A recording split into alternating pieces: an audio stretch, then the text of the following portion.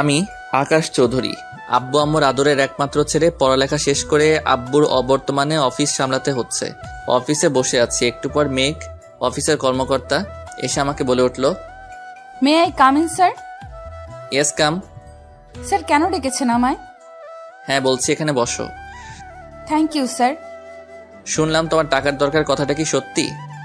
আসলে স্যার, পুরোটা বলতে না দিয়ে সত্যি কিনা সেটা বলো। হ্যাঁ স্যার, টাকা দরকার। কত টাকা দরকার? প্রায় 3 লাখ টাকার মতো। টাকাগুলো আমি তোমাকে দিব।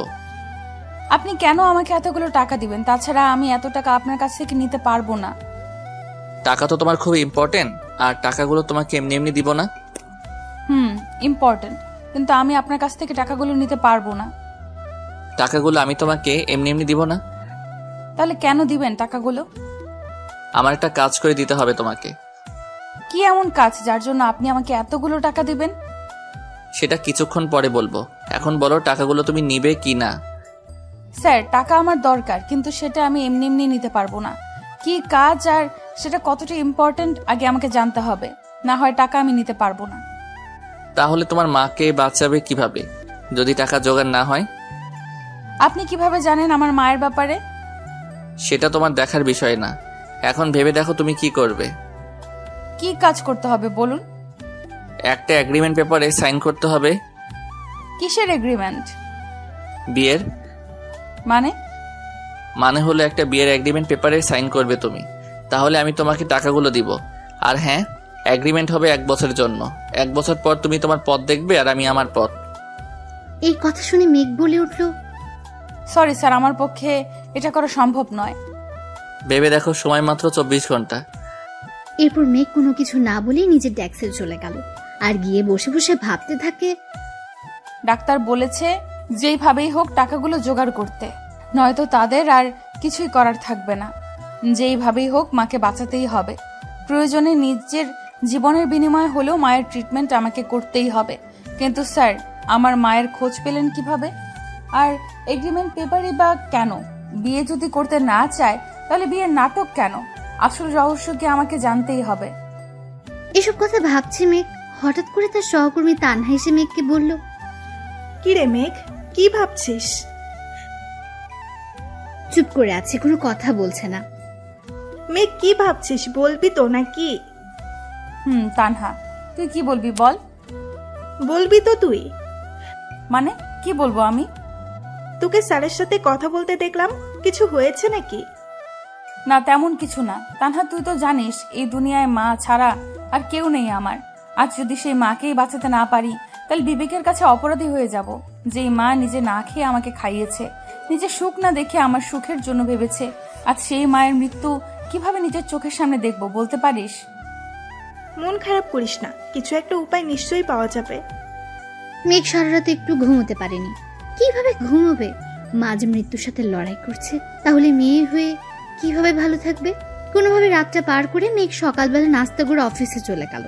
গিয়ে আকাশের সাথে দেখা করতে গেল। স্যার, আসবো? আরে তুমি, কি ব্যাপার আজ নিচ থেকে আসলে? Any problem?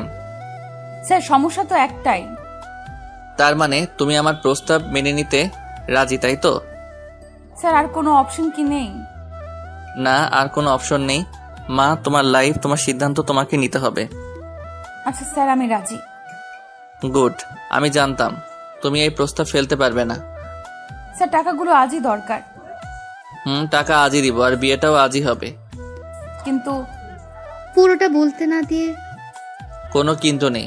এসো, আমার সাথে কোনো প্রশ্ন করো না। যেখানে যাব সাথে তুমিও যাবে। আর হ্যাঁ, ভয় পেও না, কিন্তু তোমার মায়ের ট্রিটমেন্টের টাকা আমি দিচ্ছি, এটাই ফাইনাল। Thank you sir. এসব না বললেও চলবে, আগে আসো। আকাশ মেঘকে নিয়ে গাড়িতে বসালো। তারপর গাড়ি ড্রাইভ করতে শুরু করলো। এরপর মেঘ আকাশকে বলতে শুরু করলো, আমরা কোথায় যাচ্ছি? গেলে বুঝতে পারবে। এত প্রশ্ন করো কেন তুমি? না স্যার, এমনি জিজ্ঞেস করছিলাম। এরপর মেঘকে নিয়ে একটা বাড়ির ভেতরে ঢুকলো। মেঘ অবাক হয়ে চারদিকে তাকিয়ে আছে। এটা বাড়ি নাকি রাজপ্রাসাদ? এত সুন্দর বাড়ি কারো হয় নাকি? আকাশের সাথে মেঘ ভেতরে ঢুকলো। ভয়ে মেঘের গলা শুকিয়ে যাচ্ছে, কিন্তু মেঘ একটা কথাও মুখ ফুটে বলতে পারছে না। হঠাৎ করে আকাশ বলে উঠলো, মামুনি, মামুনি দেখো কাকে নিয়ে এসেছি। কিছুক্ষণ পর হুইল চেয়ারে বসে একজন মহিলা এগিয়ে আসলো আকাশের কাছে। হ্যাঁ, উনি আকাশের মা। একটা অ্যাক্সিডেন্টের পর থেকে উনি প্যারালাইজড হয়ে যান, সেই থেকে হাঁটাচলা করতে পারেন না তিনি এসে আকাশকে বলল, এই টনি, কি হয়েছে? এত চিৎকার করে ডাকছিস কেন? কাকে নিয়ে এসেছি দেখো। বাহ, খুব সুন্দর তো। এই কি সেই মেয়ে যাকে তুই? পুরোটা বলতে না দিয়ে, মামুনি শোনো, আজকে ওর সাথে আমার বিয়ে, তুমি সবকিছু আয়োজন করো। আমি একটু আসছি, ওকে নিয়ে শপিং করতে যাব। এতদিন একটা কাজের মতো কাজ করতে যাচ্ছিস। ঠিক আছে, আমি তোর উকিল আঙ্কেলকে ফোন করে আসতে বলি, সব কাগজপত্র রেডি করে রাখি, তোরা শপিং করে আয়। আচ্ছা ঠিক আছে মামুনি। এইদিকে একটু আসবে মা? মহিলার মুখে মা ডাক শুনে মেঘের বুকে কেমন যেন মোচড় দিয়ে উঠল। মেঘ ওনার কাছে গিয়ে পায়ের কাছে বসে হাতে হাত রাখলো। আর আকাশের মা বলে উঠল, আজ থেকে আমার এই বাদর ছেলের সব দায়িত্ব কিন্তু তোমার। ওকে দেখে রাখবে কেমন? আমার ছেলের পছন্দ যে এত সুন্দর তা আগে জানা ছিল না। মেঘ অবাক হয়ে তাকিয়ে আছে ওনার দিকে। কি বললো এটা উনি? মেঘের মাথায় যেন আকাশ ভেঙে পড়লো। মেঘ ঘাড় ঘুরে আকাশের দিকে তাকালো। আকাশ ওরা এমন করে তাকানো দেখে বলল, এইভাবে তাকিয়ে না থেকে তাড়াতাড়ি আসো, শপিং করতে হবে। মেঘ রীতিমতো ভয় পেয়ে গেল আকাশের এরকম কথায়। কি আজব লোক রে বাবা, নিজের স্বার্থ রক্ষা করার জন্য আমাকে বিয়ে করতে চাইছে, নাকি ওনার এই বিয়ের পেছনে কোনো রহস্য লুকিয়ে আছে? জানি না কি চান উনি। ওনার মতিগতি বোঝার ক্ষমতা আল্লাহ আমাকে দেয়নি মনে হয়। যাই হোক, এত ভেবে লাভ নেই।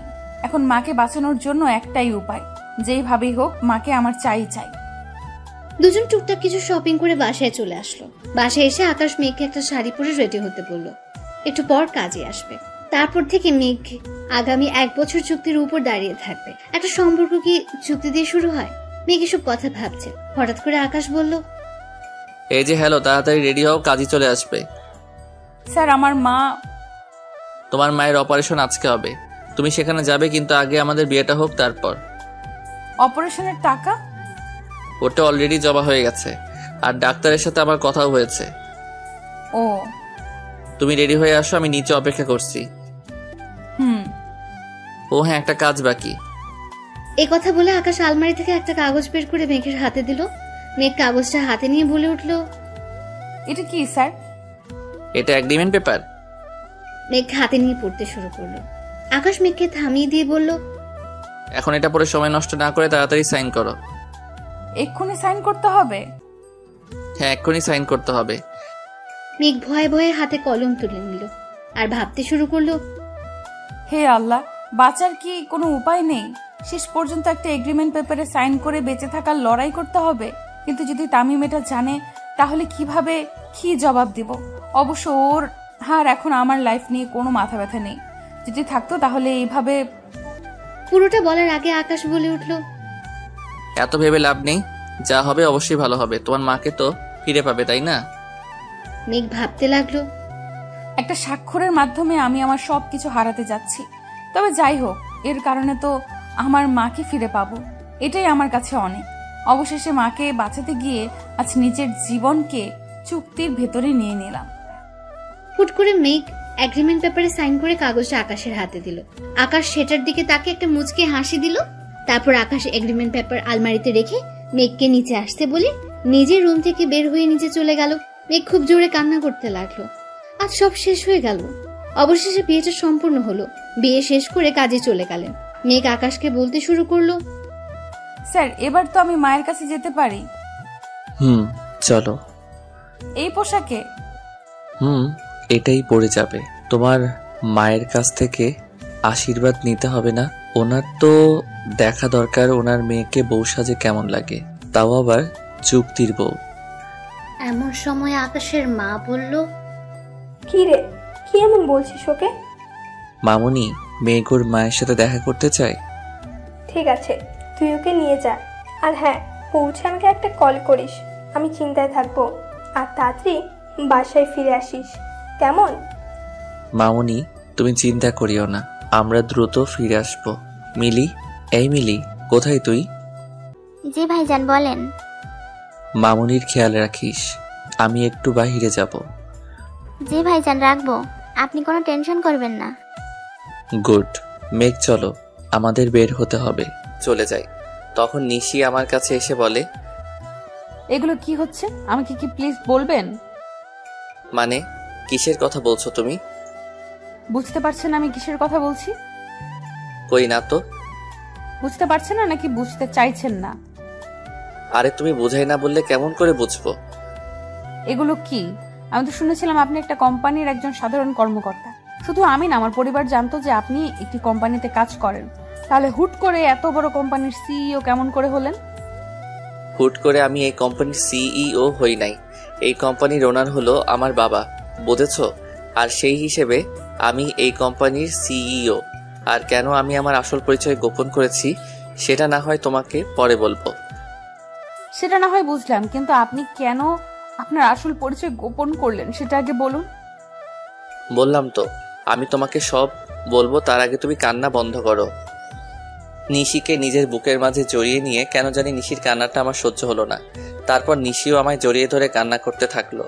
এইভাবে কিছুক্ষণ নিশি কান্না করলো। তারপর যখন সে বুঝতে পারলো যে সে আমায় জড়িয়ে ধরে আছে, তখন হঠাৎ করে আমায় ছেড়ে দিয়ে বলল, আমি সরি, আসলে আমি বুঝতে পারি নাই তাই এমনটা করেছি।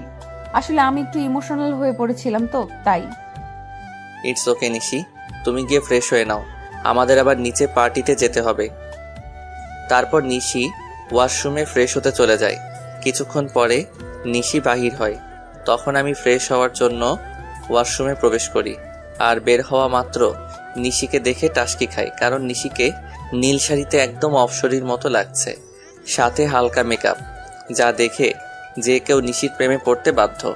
আমাকে এভাবে তাকিয়ে থাকতে দেখে নিশি আমার চোখের সামনে তুড়ি বাজিয়ে জিজ্ঞেস করে, এই যে মিস্টার, এভাবে তাকিয়ে কি দেখছেন? একটা ডানা কাটা পড়ি। নিজের অজান্তেই বলে ফেলি। আর আমার কথায় নিশি বেশ লজ্জা পায়, যা ওর চেহারা দেখে বোঝা যাচ্ছে, কারণ নিশির চেহারা একদম লজ্জায় লাল হয়ে গেছে। তখন আমি বলি, থাক আর লজ্জা পেতে হবে না, এখন তাড়াতাড়ি রেডি হয়ে নাও তো। তখন নিশি আবার রেডি হতে থাকে। আর নিশি যখন লিপস্টিক তার ঠোঁটে দিতে যাবে, তখন আমি তাকে আটকিয়ে বলি যে, তোমাকে এমনি অনেক ভালো লাগছে, এইসব লিপস্টিক আর কোনোদিন দিবা না, ওকে? নিশিও বাধ্য মেয়ের মতো মাথা নাড়ালো। কিছুক্ষণ পরে নিশি আমাকে জিজ্ঞাসা করে যে তাকে কেমন লাগছে। আর আমি তো নিশিকে দেখে ওর প্রায় প্রেমে পড়ে যাই, কারণ নিশিকে হালকা সাজে একদম পরীর মতো লাগছে। তাই আমি ওর কাছে গিয়ে বলি, সবই ঠিক আছে, শুধু একটা জিনিস ছাড়া। ও, আরে শুনবে তো কি জিনিস? না বললে শুনবো কেমন করে? তোমার গলায় কাজল দেওয়া হয়, তোমাকে কেউ যদি এইভাবে দেখে তাহলে সবার নজর লেগে যাবে তো, তাই না? তারপর আমি নিজের হাতে নিশির ঘাড়ে কাজল লাগিয়ে দেই। আর আমার ছোঁয়া পাওয়া মাত্র নিশি কিছুটা কেঁপে ওঠে। আর নিশির এত কাছে গিয়ে আমিও কেমন যেন একটা ঘোরের মধ্যে চলে গেছিলাম। আর নিশিও কিছুটা আমার মতোই হয়ে গেছিল। তখন আমি নিশির মুখটা উপরের দিকে তুলে আমার ঠোঁট ও ঠোঁটের দিকে এগিয়ে নিয়ে যাই। আর যখনই আমি নিজের ঠোঁট নিশির ঠোঁটের সাথে মেলাবো, তখনই কেউ একজন রুমের মধ্যে প্রবেশ করে। এতে করে নিশি আমার থেকে কিছুটা দূরে চলে যায়। আর আমাদের দুজনেরই ঘোরটা কেটে যায়। তাই তখন দেখার চেষ্টা করি যে কে এসেছে, আর তখনই দেখি ঈশা দাঁড়িয়ে আছে। এতে করে আমার রাগটা বেড়ে যায়।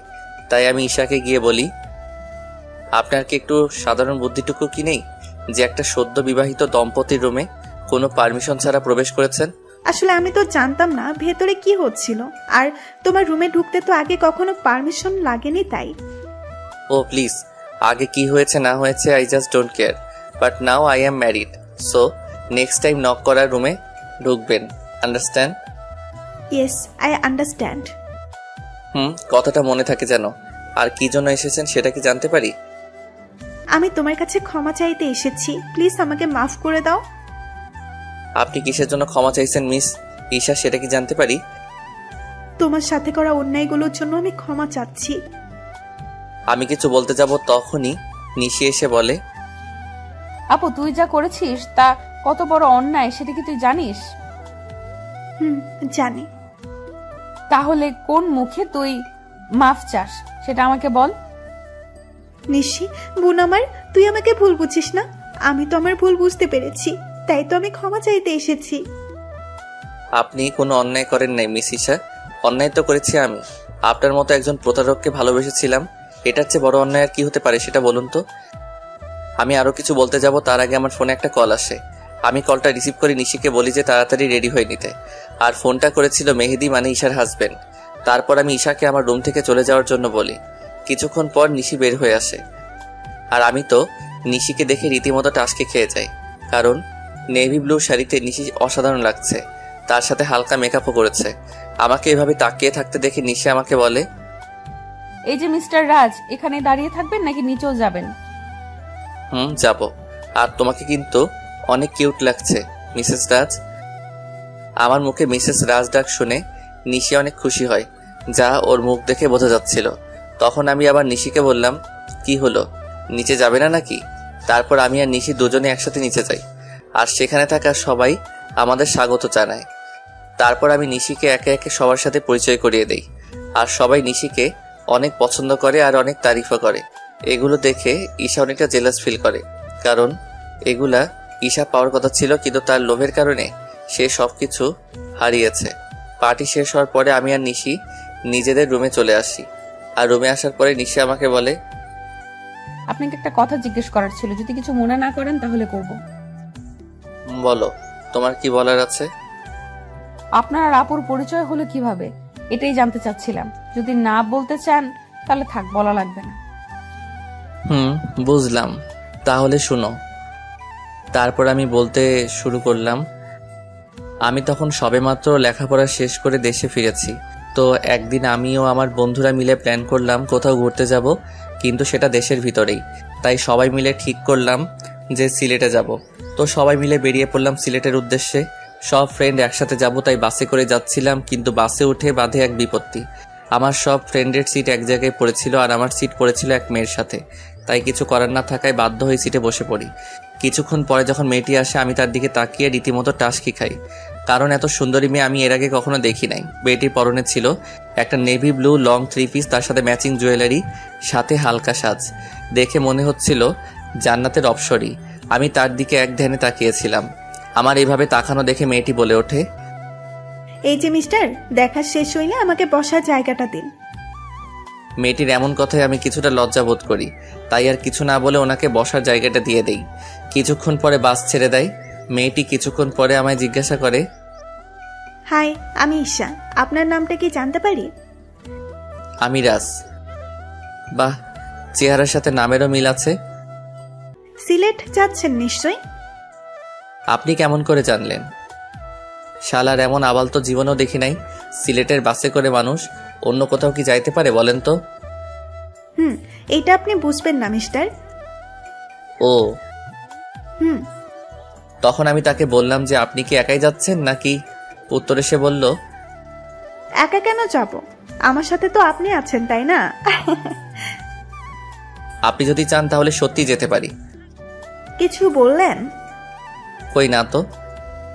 ও, আমি মনে করছিলাম হয়তো কিছু বললেন। না, আমি তো কিছুই বলি নাই। তা সিলেটে কোথায় যাচ্ছেন?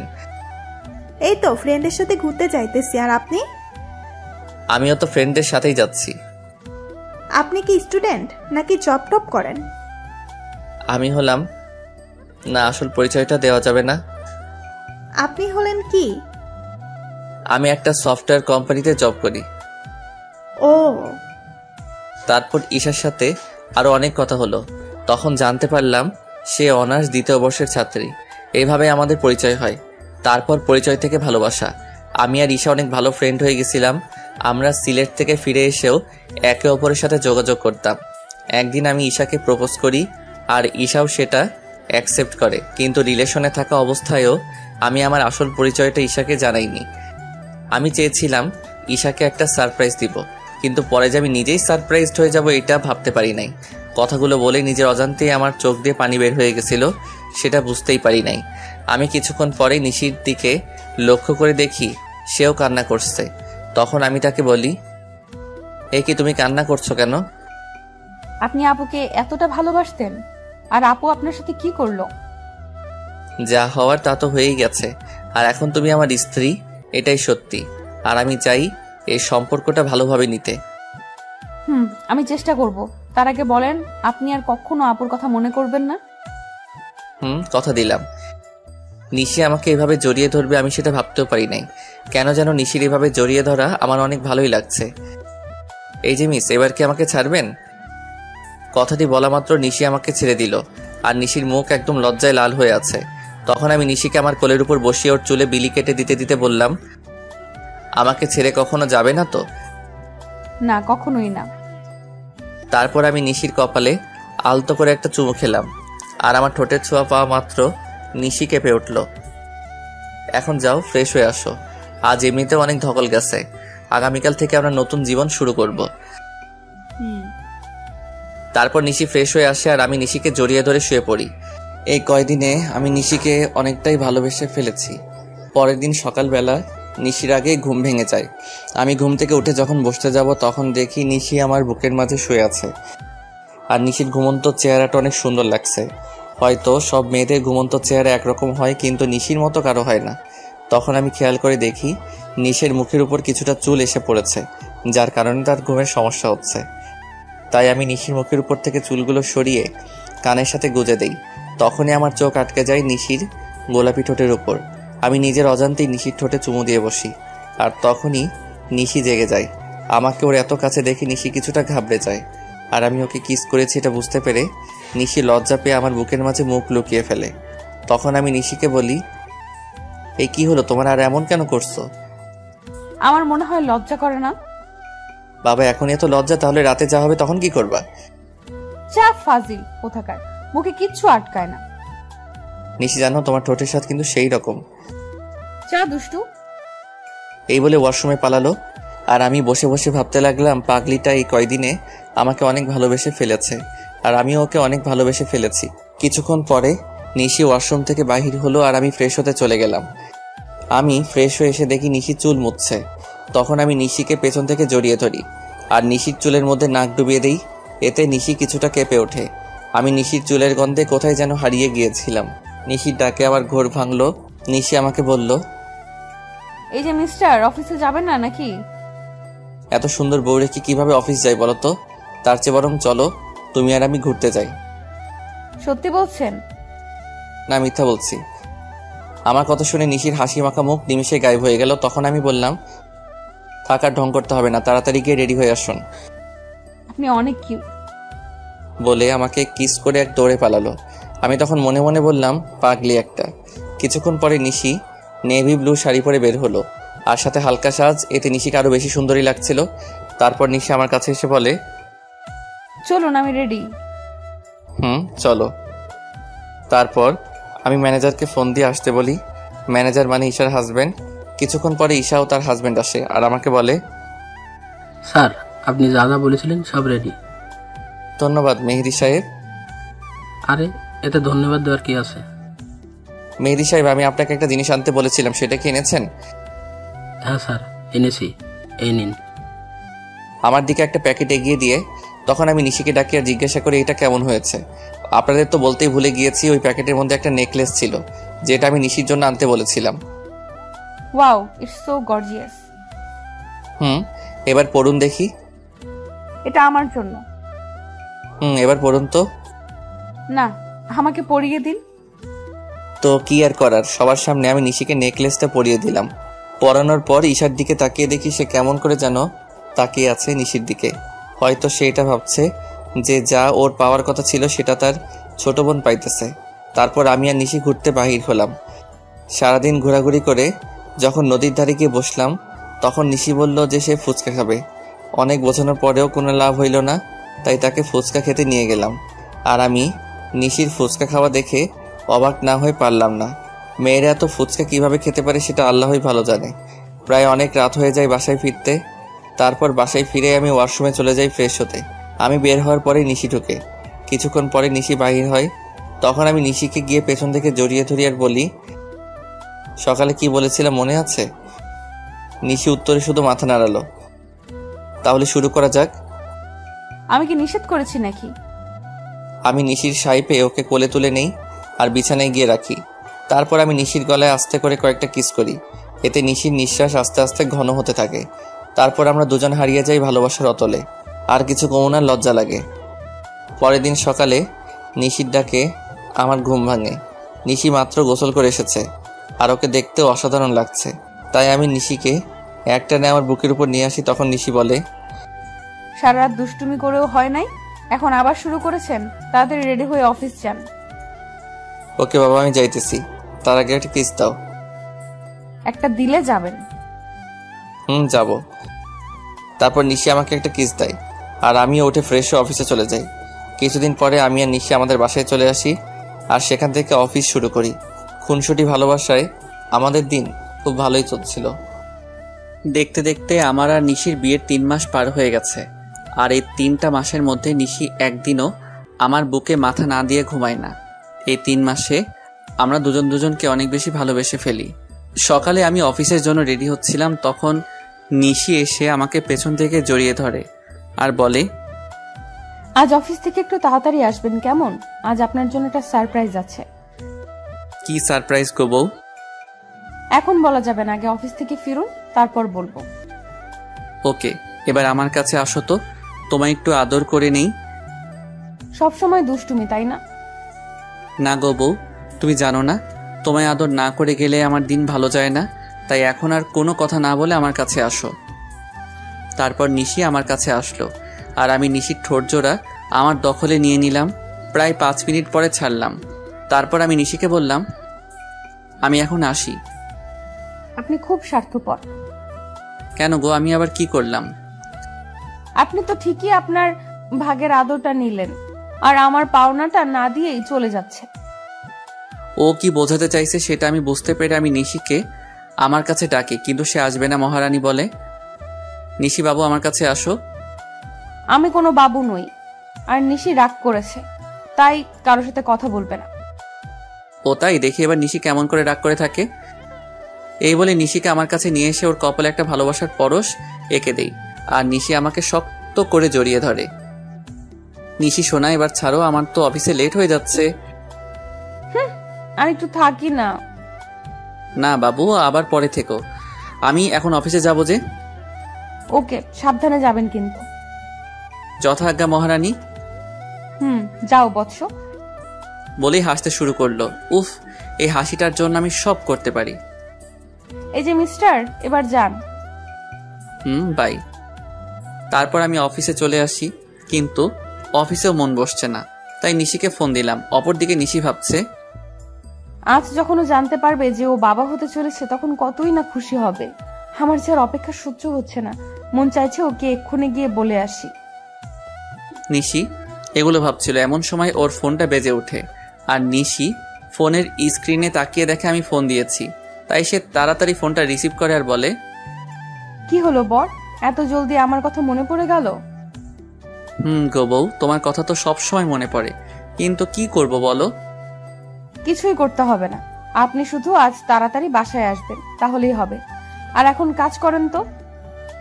ওকে আমার সুইট বউ, এখন রাখি। ওকে মিস্টার বর, বাই।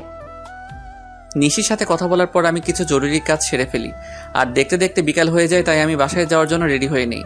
আর তখনই অফিসের পিয়ন এসে আমাকে একটা পার্সেল দিয়ে যায় আর ওই পার্সেলটি খোলার পর আমার পায়ের তল থেকে মাটি সরে যায়। পার্সেলটিতে অনেকগুলো ছবি ছিল আর সবগুলো ছবি নিশি আর একটা ছেলের। ছবিতে নিশি ছেলেটার সাথে অনেক ঘনিষ্ঠ অবস্থায় আছে, যা দেখার পরে আমার চোখ দিয়ে অবাধ ধারায় পানি পড়ছে। শেষে কিনা নিশিও আমায় ধোকা দিল। আমি আর কিছু ভাবতে পারছিলাম না। তখনই নিশির ফোন আসে। অনিচ্ছা থাকা সত্ত্বেও আমি ফোনটা রিসিভ করি আর তখনই নিশি বলতে শুরু করলো, আপনি কখন বাসায় আসবেন? আজকে আপনার তাড়াতাড়ি আসার কথা, তাহলে এত লেট করছেন কেন?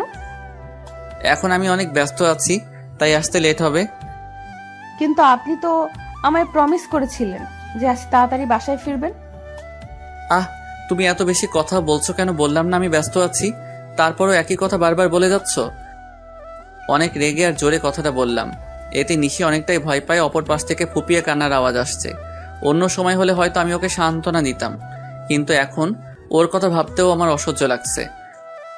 আচ্ছা ঠিক আছে, কিন্তু আরো কিছু বলতে যাবে তার আগে আমি ফোনটা কেটে দেই। ফোন রেখে আমি চেয়ারে বসে পড়ি আর তখনই আমার চোখ যায় ছবিগুলোর দিকে, কারণ ছবির অপর পাশে একটা নম্বর লেখা ছিল। তাই আমি ওই নম্বরে ফোন দেই আর ফোনটা রিসিভ করে একজন ছেলে। সে ফোনটি ধরে বলতে শুরু করে, আরে মিস্টার রাজ, এত তাড়াতাড়ি ফোন করলেন যে? কে আপনি আর আমাকে কেমন করে চিনলেন? আমি কে সেটা না হয় দেখা করেই আপনাকে বলবো। আমি কোনো অচেনা লোকের সাথে দেখা করি না। আমি সেটা জানি মিস্টার রাজ, তাই তো বলছিলাম যদি ছবিগুলোর ব্যাপারে জানতে চান তাহলে আমার সাথে দেখা করুন। আমি কি করব বুঝতে পারছি না। আমাকে তো জানতেই হবে এই ছবির ছেলেটাকে, আর নিশির সাথেই বা তার কি সম্পর্ক। তাই আমি সেই লোকটির সাথে দেখা করার জন্য রাজি হয়ে যাই, আর সেই লোকটি আমাকে একটা ঠিকানা দেয়। তাই আমি দেরি না করে বেরিয়ে পড়ি, আর কিছুক্ষণের মধ্যে সেখানে পৌঁছে যাই। সেখানে পৌঁছানো মাত্র আমি লোকটিকে ফোন দিই, কিন্তু লোকটি ফোন ধরছে না। আমি বেশ কয়েকবার ফোন দিই, কিন্তু প্রতিবারই ব্যর্থ হই।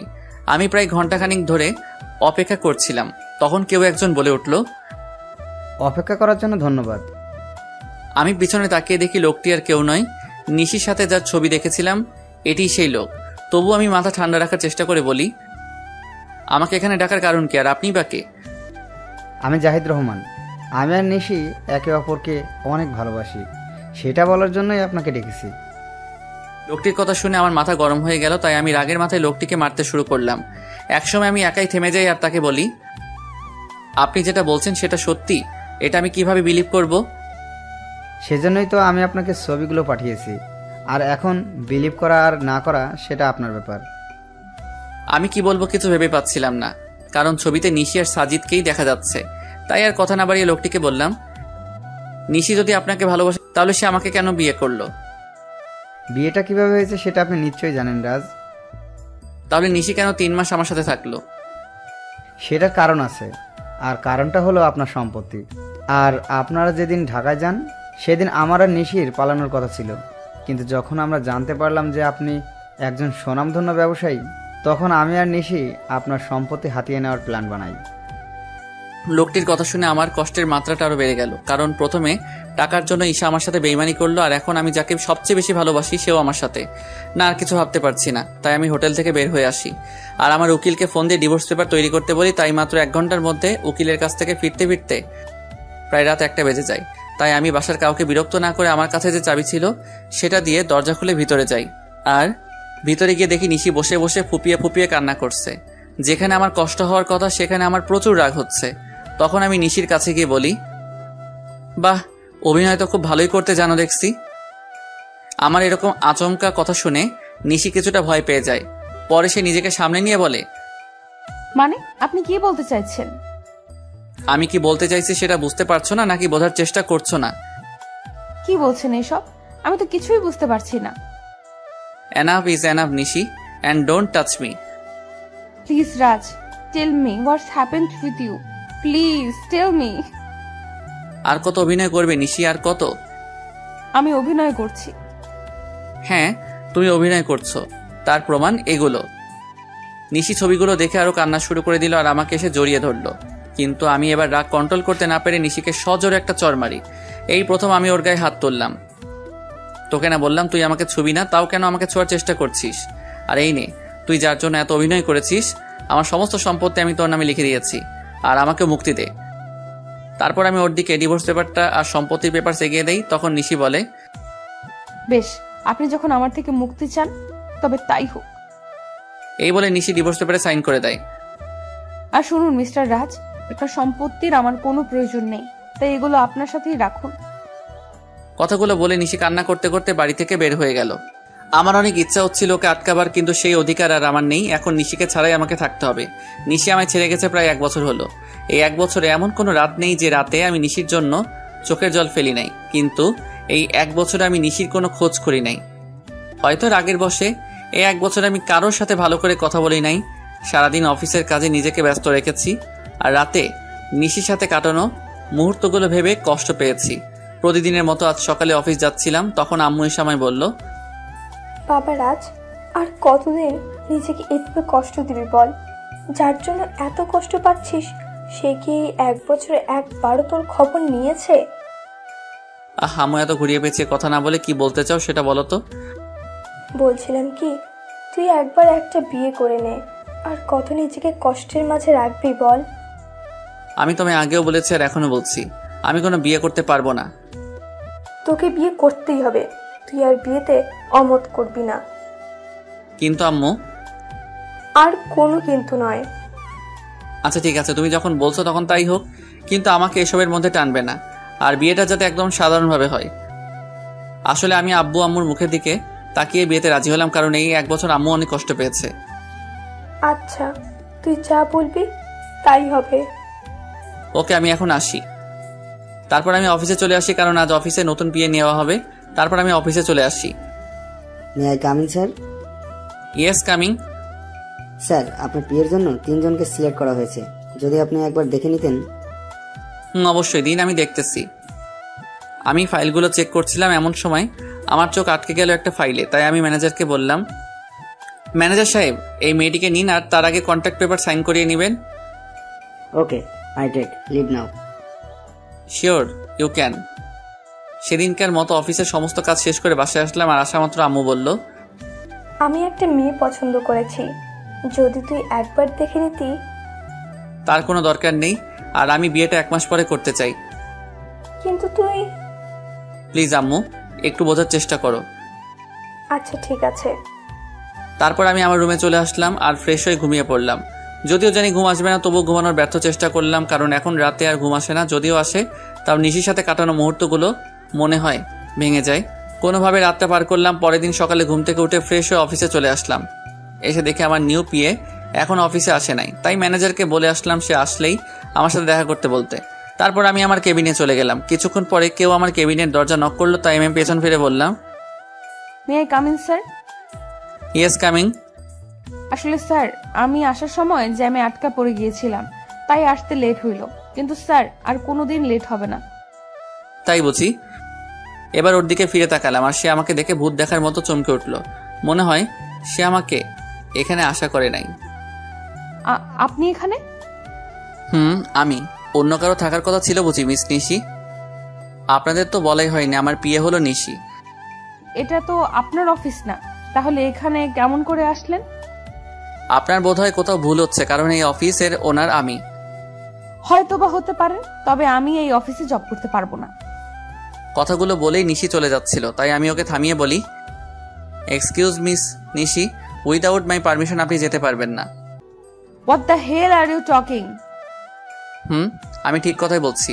আর এইটা দেখুন, 2 বছরের আগে আপনি এই কোম্পানি ছাড়তে পারবেন না, আর যদিও ছাড়তে চান তাহলে আমার পারমিশন নিতে হবে। কিন্তু আমি এই মুহূর্তে আপনাকে পারমিশন দিচ্ছি না। সো আপনি এখন যেতে পারেন, প্রয়োজন পড়লে আমি আপনাকে ডেকে নিব। Okay sir. তারপর নিশি ওর কেবিনে চলে যায়। আমার আর ওর কেবিন প্রায় পাশাপাশি, তাই আমি ওকে দেখতে পারছিলাম। অন্যদিকে নিশি নিজের কেবিনে এসে ভাবে, কেন যে সেদিন সাইন করার আগে কন্ট্রাক্ট পেপারটা ভালো করে পড়ে নিলাম না, আর উনি কেন আবার আমার সামনে আসলেন? ভালো তো ছিলাম এই 1 বছর ওনাকে ছাড়া। এমন সময় নিশির ফোনে কল আসে, আর ফোনটা ধরা মাত্র নিশি কিছুটা বিচলিত হয়ে যায়। ফোনের ওপাশ থেকে কেউ কিছু হয়তো বলল। আমি বসে আমার কাজ করছিলাম। এমন সময় নিশি আমার কেবিনে আসে আর বলে, স্যার, একটা কথা বলার ছিল।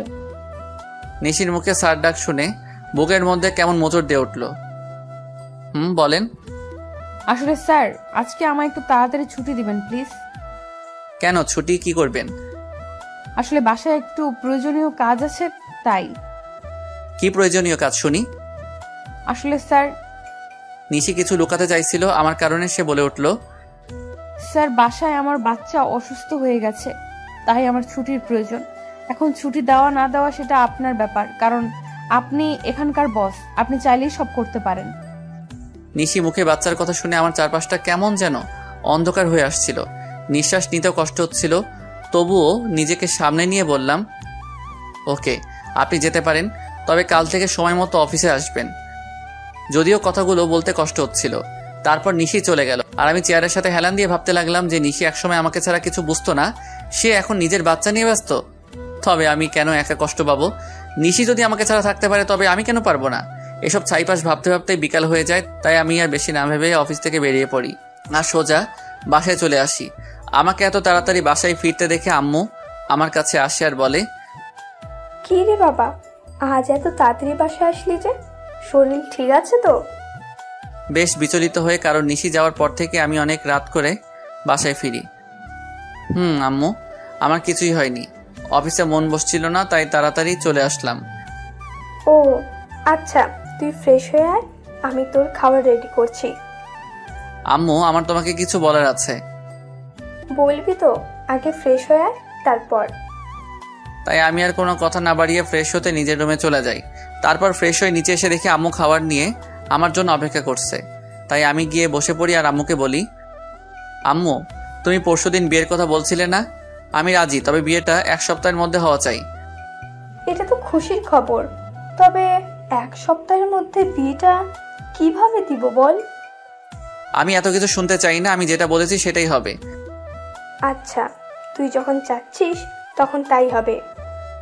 তারপর আমি খাওয়া দাওয়া করে নিজের রুমে চলে আসি। আর আজ কেন জানি কষ্টটা একটু বেশি হচ্ছে, হয়তো এই কষ্টটা নিশির জন্যই হচ্ছে। কিন্তু এখন আর কিছুই করার নেই, কারণ নিশি তার পরিবার নিয়ে ব্যস্ত আছে। না, আর কষ্ট পেলে চলবে না। তারপর কখন যে ঘুমিয়ে পড়েছি বুঝতেই পারি নাই।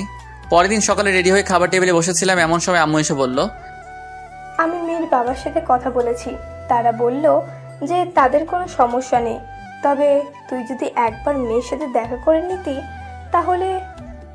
দেখো আম্মু, আমি তোমায় আগেও বলেছি যে এই বিয়েটা আমি শুধু তোমার কথাই করেছি, তাই আমাকে আর এর মধ্যে জড়িও না।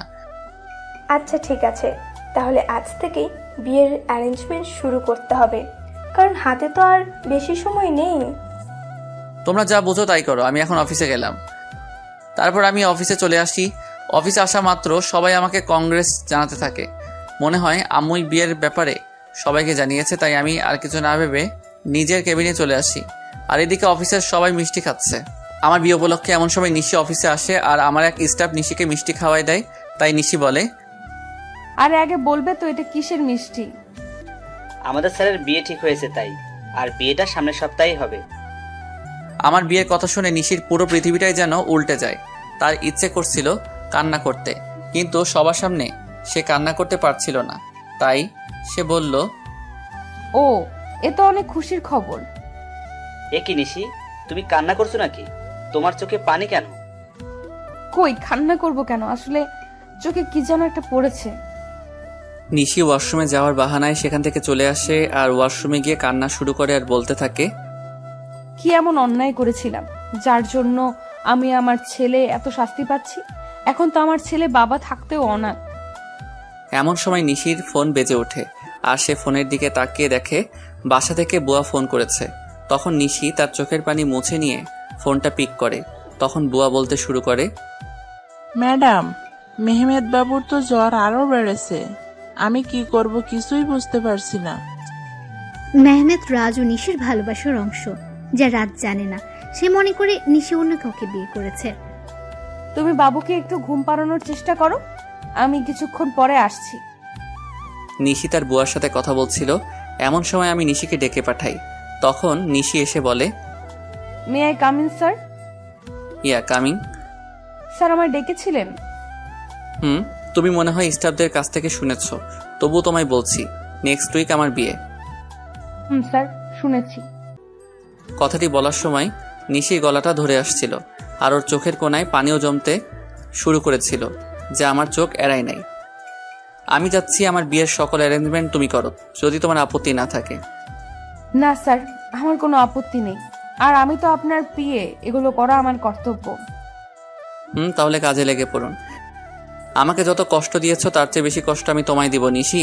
হঠাৎ আমার ফোনটি বেজে ওঠে, দেখে আম্মু ফোন করেছে। তারপর আমি ফোন রিসিভ করি, আর আম্মুর সাথে কথা বলা শেষ করে নিশিকে বলি, মিস নিশি আমার সাথে চলুন।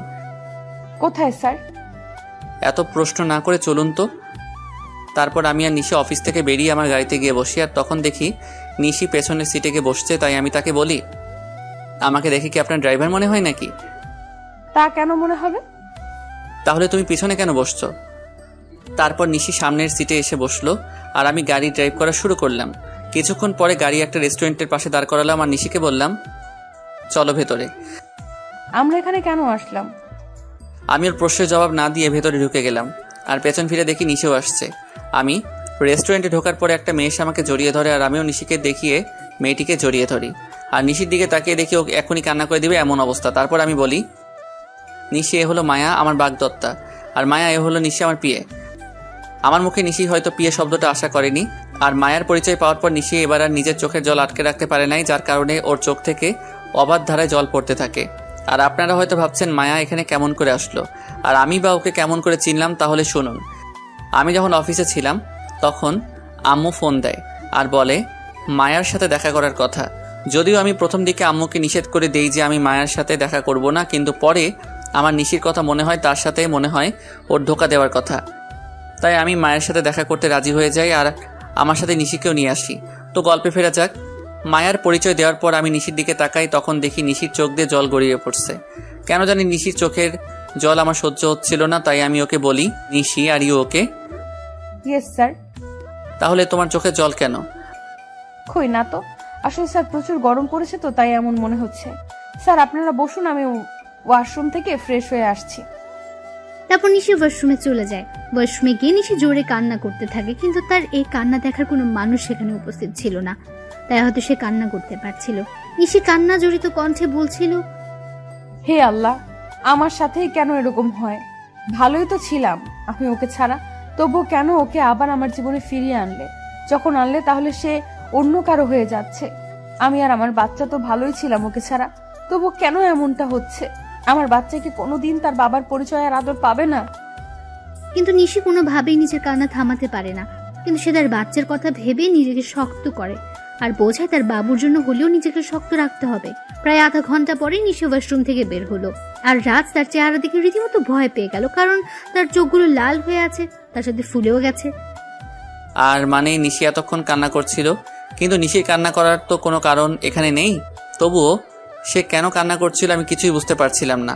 তখন নিশি আমাদের কাছে আসলো আর চেয়ারে বসে পড়লো, আর আমি রেস্টুরেন্টের একজন স্টাফকে ডেকে খাবার অর্ডার করলাম। কিছুক্ষণ পর খাবার আসলো। আমি নিশিকে দেখানোর জন্য মায়াকে নিজের সাথে খাইয়ে দিচ্ছিলাম, আর এটা দেখে নিশি আর ঠিক থাকতে পারলো না, তার চোখগুলো আবার জলে ভরে গিয়েছিল, তাই সে এগুলো আড়াল করার জন্য বলল, স্যার আমার এখন যেতে হবে, এমনিতেও আমার অফিস টাইম শেষ হয়ে গেছে।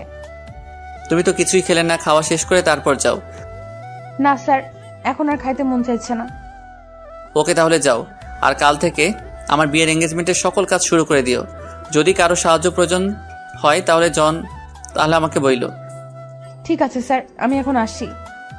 তারপর নিশি চলে যায়, আর আমিও মায়া কিছু গল্প করতে থাকি। যদিও মায়ের সাথে কথা বলার কোনো ইচ্ছা আমার নেই, তাও আম্মুর কথা ভেবে বলছিলাম। অন্যদিকে নিশি বাড়িতে গিয়ে নিজের ছেলেকে জড়িয়ে ধরে কান্না শুরু করে দেয় আর বলতে থাকে, তোর বাবা খুব পচা, আমাকে একটুও বিশ্বাস করে না, এমনি তোকেও ভালোবাসে না, তাই তো আজ অন্য একটা মেয়েকে নিজের হাতে খাইয়ে দিচ্ছিল।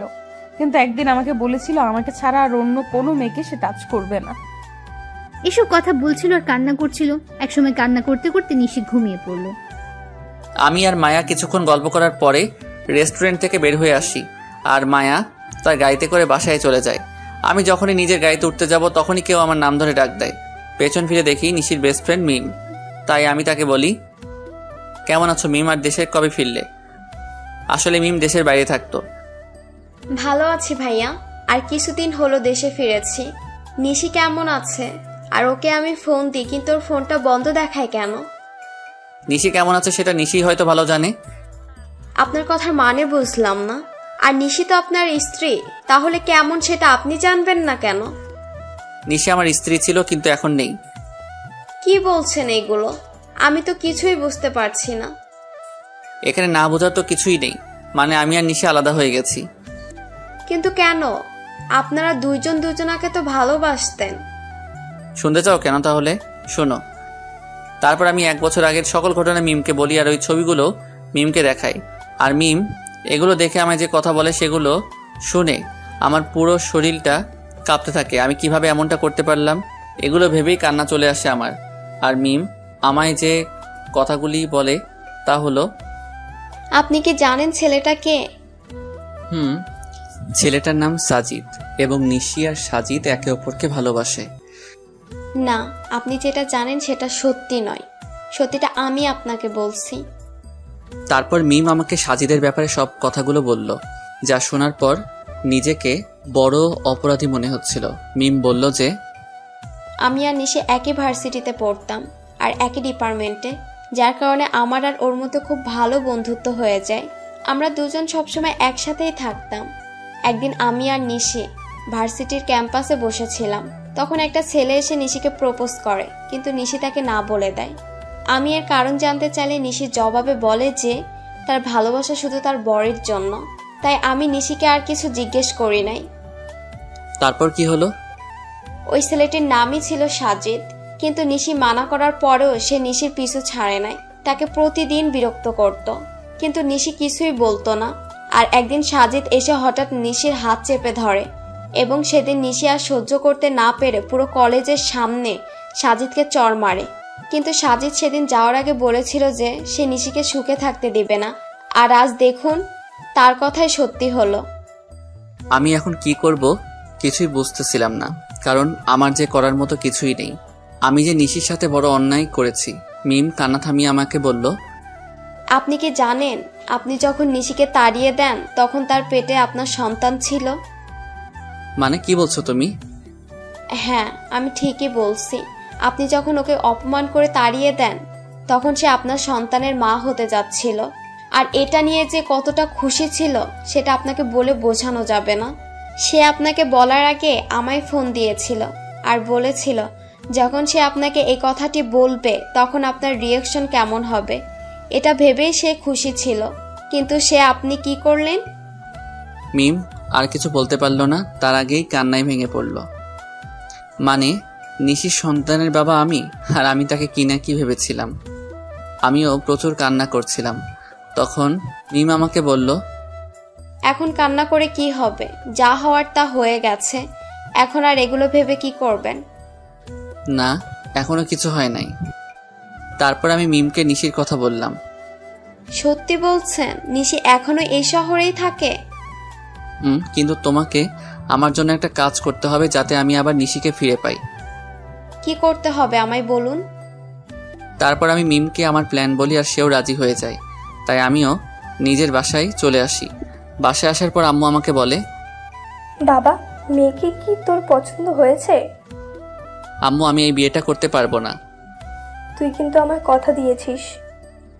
আমি কেমন করে এই বিয়ে করব বলো? কেন করবি না শুনি? তারপর আমি নিশির কথা আর ওর আর আমার বাচ্চার কথা আম্মুকে বলি। তখন আম্মু কান্না শুরু করে দেয় আর বলে, আমার বৌমার নাতিকে কবে আনবি বাবা? খুব জলদি আনবো, তার আগে তোমার একটা কাজ করতে হবে। তারপর আমি আম্মুকে সবকিছু বুঝিয়ে উপরে চলে আসি। আমি রুমে এসে ভাবতে লাগি কিভাবে কি করব, নিশি কি আমায় ক্ষমা করবে নাকি করবে না। তখন আমার সাজিদের কথা মাথায় আসে। কেন সাজিদ এমনটা করলো সেটা তো আমার জানা দরকার। তাই আমি আমার ফ্রেন্ডদের ফোন দিই আর বলি এখনই আমার সাথে দেখা করতে, আর আমিও বেরিয়ে পড়ি। কিরে, এত জলদি দেখা করতে বললি? কোনো সমস্যা হয়েছে নাকি? বলছি, তার আগে রবি আর মিজানকে আসতে দে। কিছুক্ষণ পরে রবি আর মিজান চলে আসে আর আমি ওদেরকে মিমের বলা সকল কথা ওদেরকে খুলে বলি। সব শোনার পরে ওরা বলে, ভাবিকে রাজি করাতে পারবি বলে মনে হয় না। হয়তোবা, কিন্তু হাল ছাড়লে তো চলবে না। আর শোন, তোদের একটা কাজ করতে হবে। কি কাজ বল? সাজিদকে যেভাবেই হোক তোদের খুঁজে বার করতে হবে, আর এই নিয়ে সাজিদের ছবি। তারপর আমি ওদেরকে সাজিদের একটা ছবি দেই। ওকে, তোর কাজ হয়ে যাবে। তার আগে তুই ভাব ভাবিকে কিভাবে ম্যানেজ করবি। ঠিক বলেছিস, কিছু তো একটা করতেই হবে। আচ্ছা তোরা এখন থাক, আমি একটা জায়গা থেকে আসতেছি। ওদের থেকে বিদায় নিয়ে আমি সোজা অফিসে চলে আসি। অবশ্য অফিসে আসার মূল উদ্দেশ্য হলো নিশির বাড়ির ঠিকানাটা নেওয়া, কারণ আমি ওর বাসার ঠিকানা জানি না। অফিসে আসার পরে আমি ম্যানেজারকে ফোন দিই আর অফিসে আসতে বলি। কিছুক্ষণ পরে ম্যানেজার অফিসে আসে আর বলে, স্যার, কোনো দরকারি কাজ আছে নাকি? না, তেমন কিছু দরকারি কাজ না, আমি শুধু নিশির বাসার ঠিকানা নেওয়ার জন্যই অফিসে এসেছি। ওকে স্যার, একটু ওয়েট করেন, আমি নিয়ে আসছি। তারপর ম্যানেজার আমাকে নিশির ঠিকানাটা দেয় আর আমি সেটা নিয়ে বেরিয়ে পড়ি। প্রায় আধা ঘন্টা ড্রাইভ করার পরে আমি নিশির বাসায় পৌঁছাই। দেন আমি ওর বাসায় কলিং বেলে চাপ দেই। কিছুক্ষণ পরে নিশি এসে দরজা খুলে দেয় আর আমি নিশিকে দেখেই হেসে ফেলি, কারণ সে সারা গায়ে ময়দা মেখে আছে। তখন নিশি বলে, এই আপনি পাগলের মতো হাসছেন কেন? আর এইখানে এবার কি করছেন? বারে, নিজের বউয়ের বাসায় আসতে আবার কারো পারমিশন লাগে নাকি? মানে কে আপনার বউ? আর এসব কি বলছেন? আমার সামনে যে দাঁড়িয়ে আছে সে আমার বউ, বুঝেছেন? আর দেখি সাইড দেন, আমি ভেতরে ঢুকবো। আইসে আমি কারো বউ? আর 1 বছর আগে আমার ডিভোর্স হয়ে গেছে। তো কি হয়েছে, আমি আবার বিয়ে করব? কথা বলতে বলতে বাড়ির ভিতরে ঢুকে যায় আর তখনই দেখি একটা ফুটফুটে বাবু শুয়ে আছে। হয়তো এটাই আমার বাবু হবে। ওকে দেখার সাথে সাথে আমার চোখ দিয়ে পানি বেরিয়ে আসে। কি করছেন কি আপনি? আমি এর কথার জবাব না দিয়ে বাচ্চার দিকে এগোতে থাকি, আর যখনই আমি বাচ্চাটিকে স্পর্শ করতে যাব তখনই নিশি আমাকে ধাক্কা দেয় আর বলে ওঠে, একদম আমার বাচ্চা ধরার চেষ্টা করবেন না, তাহলে কিন্তু আমার চেয়ে খারাপ আর কেউ হবে না। ও কি শুধুই তোমার বাচ্চা? ও শুধু আমার আর কারো না, তাই আপনি ওকে ছোঁয়ার চেষ্টাও করবেন না। প্লিজ নিশি, আমার বাচ্চাকে একটু কোলে নিতে দাও। আপনার বাচ্চা? হাসালেন মিস্টার রাজ? ও ও শুধু আমার বাবু, আর আমি ওর মা, আর আমিই ওর বাবা। নিশি প্লিজ। না, আমি ওকে কোনো অপরিচিত লোকের কাছে দিব না। তুমি কাকে অপরিচিত বলছো নিশি? তুমি জানো না আমি ওর কে হই? না, জানি না, আর জানতেও চাই না। তাই ভালোই ভালোই বলছি, এখান থেকে চলে যান, নয়তো আমার থেকে খারাপ আর কেউ হবে না। তুমি মানো নাকি না মানো, আমি ওর বাবাই, আর এটাই সত্যি। বাবা, তাই না? এই বাবার অর্থটার মানে আপনি জানেন? যে নিজের স্ত্রীকে বিলিভ না করে অন্য লোকের কথা শুনে নিজের অন্তঃসত্ত্বা স্ত্রীকে বাড়ি থেকে বাইর করে দেয়, তার কোনো বাবা হওয়ার যোগ্যতা নেই। বুঝেছেন আপনি? নিশ্চয় আমি মানছি আমি ভুল করেছি, তাই বলে কি তুমি আমাকে আমার বাচ্চা থেকে আলাদা করে দেবে? আপনি আর একবারও ওকে নিজের বাচ্চা বলবেন না।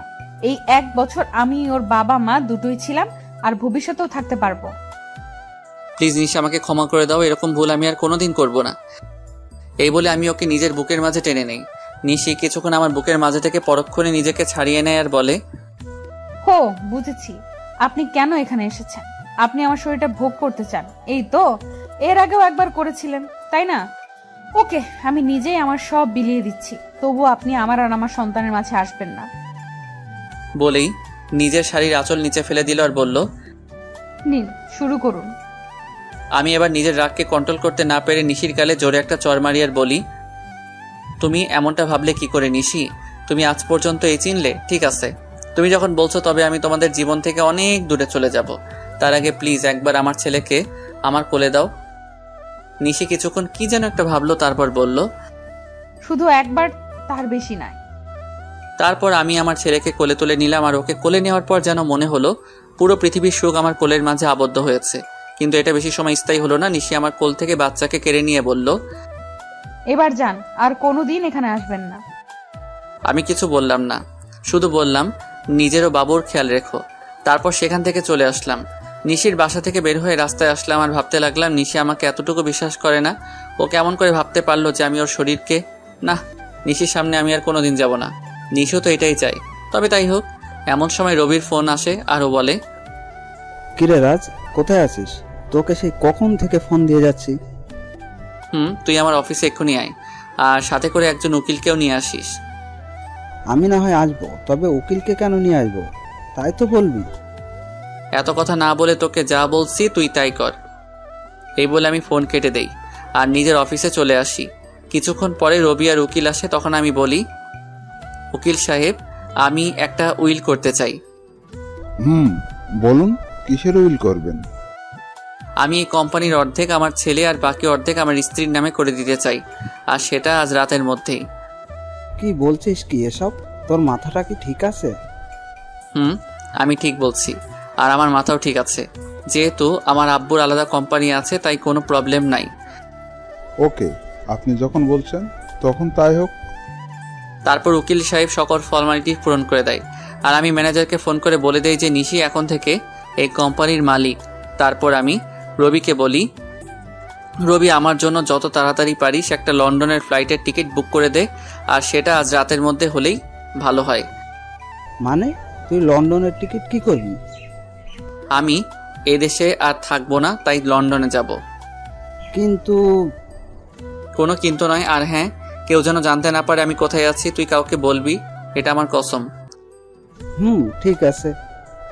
তারপর রবি একটা টিকিটের ব্যবস্থা করে দেয় আর আমাকে এয়ারপোর্টে থুতেও যায় আর বলে, ওখানে পৌঁছে আমাকে ফোন দিবি, আর আমার সাথে যোগাযোগ বন্ধ করবি না কিন্তু। করব।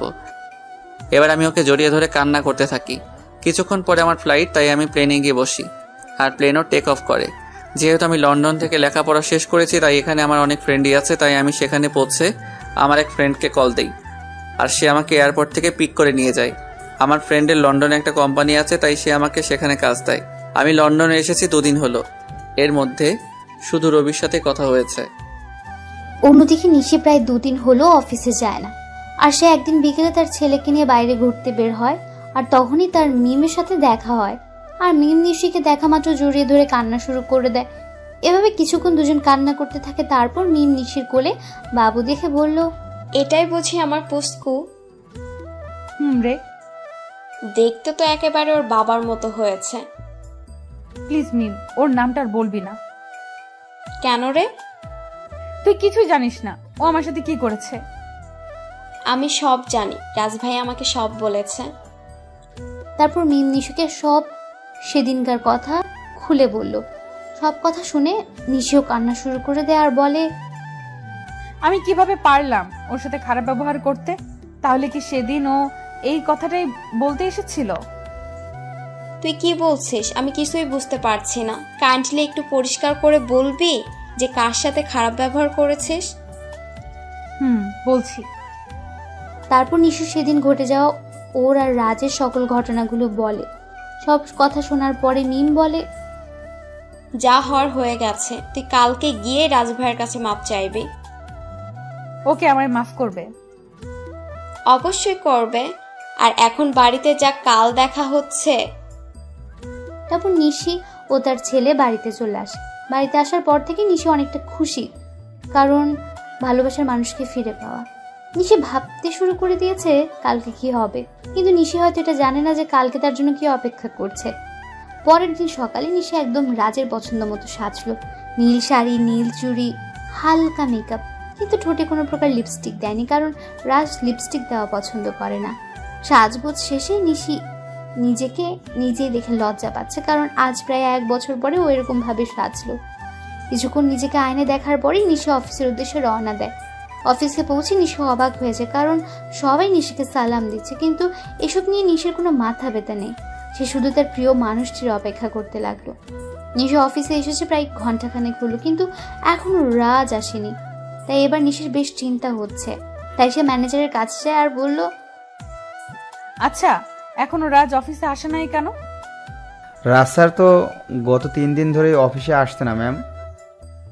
মানে অফিসে আসে না কেন? আর আপনি আমাকে ম্যাম কেন বলছেন?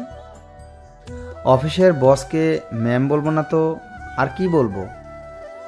কি বলছেন এসব? আর কে অফিসের বস? আপনি আমাদের অফিসের নতুন বস, আর এই অফিসটা আপনার ও আপনার ছেলের নামে রাজ স্যার লিখে দিয়ে গেছেন। মানে লিখে দিয়ে গেছে? কোথায় গেছে উনি? সেটা তো আমি জানি না, আর গত 3 দিন ধরে ওনার ফোনটাও বন্ধ দেখাচ্ছে। কি বলছেন এগুলো?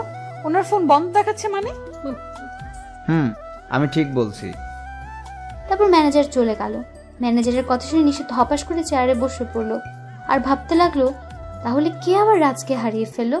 না, এ হতে পারে না, রাজকে কিছুতেই হারাতে দেবে না সে। তারপর নিশি অফিস থেকে বের হয়ে গেল আর ওর বাসায় চলে গেল।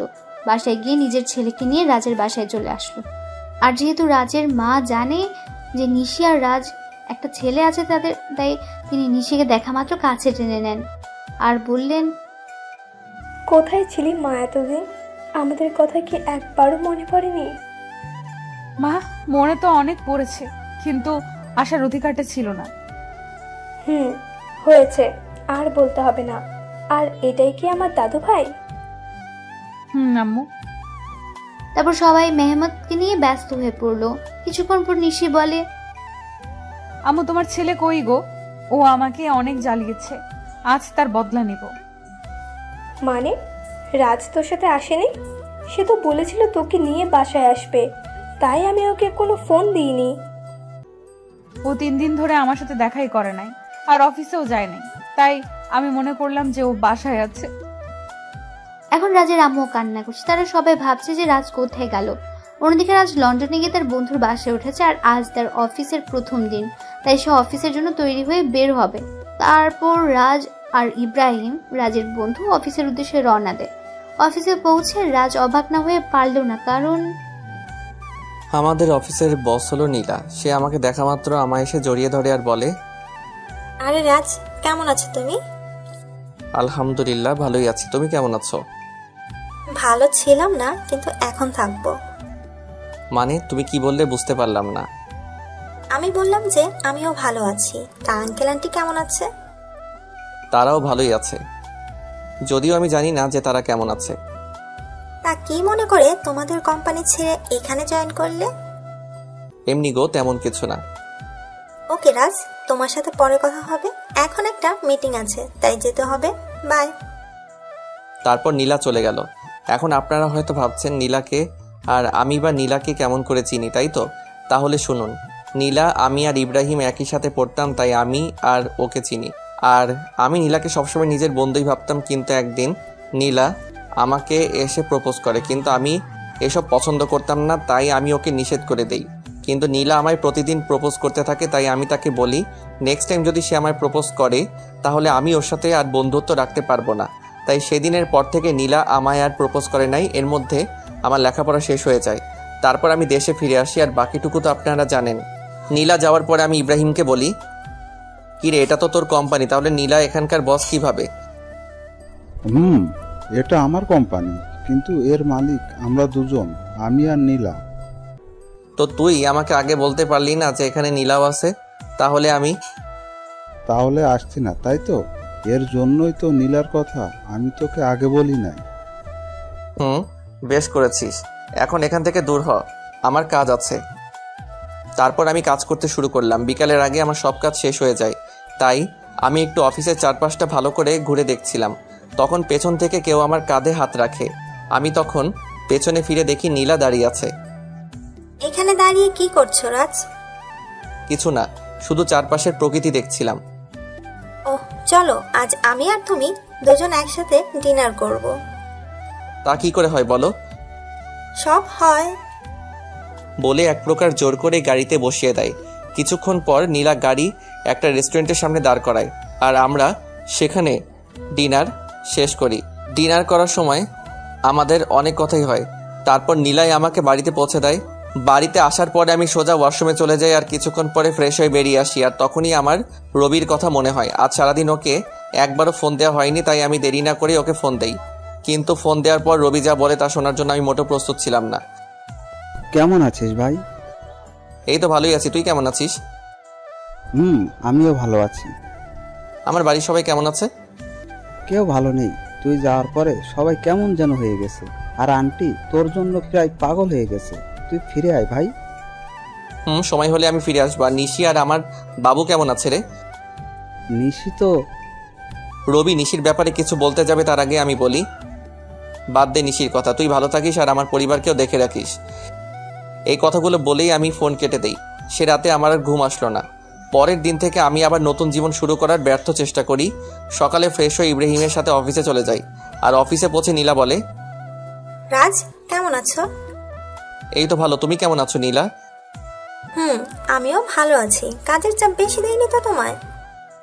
আরে না, এতটুকু কাজ করার অভ্যাস আমার আছে। ও আচ্ছা, তোমার কাজ শেষ হলে আমি আর তুমি এক জায়গায় যাব, কেমন? সেটা না হয় যাবো, কিন্তু যাবেটা কোথায়? সেটা গেলেই দেখতে পারবে। আমিও আর বেশি না ভেবে কাজে মন দিলাম। আর কাজ করতে করতে কখন বিকেল হয়ে গেছে জানতেই পারি নাই। তখন হঠাৎ নীলা এসে বলল, কি গো তোমার হলো? আর একটু আছে, তুমি দাঁড়াও। আমি আর দাঁড়াতে পারছি না, তুমি আমার সাথে চলো, আমি এই কাজটা অন্য কাউকে দিয়ে করাচ্ছি। বলে নীলা আমার কাজটা একজনকে দিয়ে আমাকে জোর করে বাইরে নিয়ে আসে।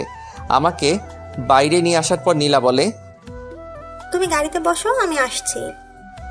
তারপর নীলা আবার অফিসের মধ্যে চলে যায়, আর আমি গাড়িতে উঠে বসি। কিছুক্ষণ পরে নীলা বের হয়ে আসে আর গাড়িতে উঠে গাড়ি ড্রাইভ করে। কিছুক্ষণ ড্রাইভ করার পরে আমরা একটা বড় বাড়ির সামনে এসে দাঁড়াই, আর নীলা বলে, রাত চলো। এটা আমায় কোথায় নিয়ে এলে? ভেতরে গেলেই দেখতে পারবে। তারপর আমি নীলার পিছু পিছু ভেতরে যাই। আর ভেতরে গিয়ে আমি অবাক হয়ে যাই, কারণ ভেতরে নীলার বাবা মা বসা ছিল। তার মানে এটা নীলাদের বাড়ি। তখন আমি বললাম, কেমন আছেন আঙ্কেল? কেমন আছেন আন্টি? ভালো বাবা, তুমি কেমন আছো? জি আন্টি, আমিও ভালো আছি। তারপর আরও অনেক কথা বললাম, আর খাওয়া দাওয়াও এখানেই করলাম। নীলা রাতে আমাকে ইব্রাহিমের বাসায় ধুয়ে যায়, তাই আমিও ফ্রেশ হয়ে ঘুমিয়ে পড়ি। এভাবেই 5টা বছর পার হয়ে যায়। আর এই 5 বছরে নিশির জন্য আমার ভালোবাসায় এতটুকু কমে নাই, বরং বেড়েছে। তো প্রতিদিনের মতো আজও অফিসে গেলাম। আর অফিসে পৌঁছানোর পর নীলা আমার কাছে এসে বলল, শোনো রাজ, আমরা আগামীকাল বাংলাদেশে যাব। সেখানে একটা মিটিং আছে, আর আমার সাথে তুমিও যাবে। তাই তোমার যা যা প্রয়োজন তুমি আজ বাসায় গিয়ে প্যাকিং করে নাও, আর কাল সকালে আমাদের ফ্লাইট। ওকে ঠিক আছে। কেন জানি আমি ওকে মানা করতে পারলাম না। হয়তো অনেকদিন পর দেশে ফিরবো, এর জন্যই সেদিনকার মতো অফিস করে বাসায় চলে আসলাম। তারপর আমি আমার কিছু জিনিস প্যাকিং করে রাখলাম। পরের দিন সকালে আমি আর নীলা বাংলাদেশে চলে আসলাম। আর আমি ওখানকার যে কোম্পানির সাথে মিটিং হবে সেখানে গেলাম। আমি সেখানে গিয়ে আরও বেশি অবাক হয়ে যাই, কারণ এটা আর কারো না, আমার বাবার কোম্পানি।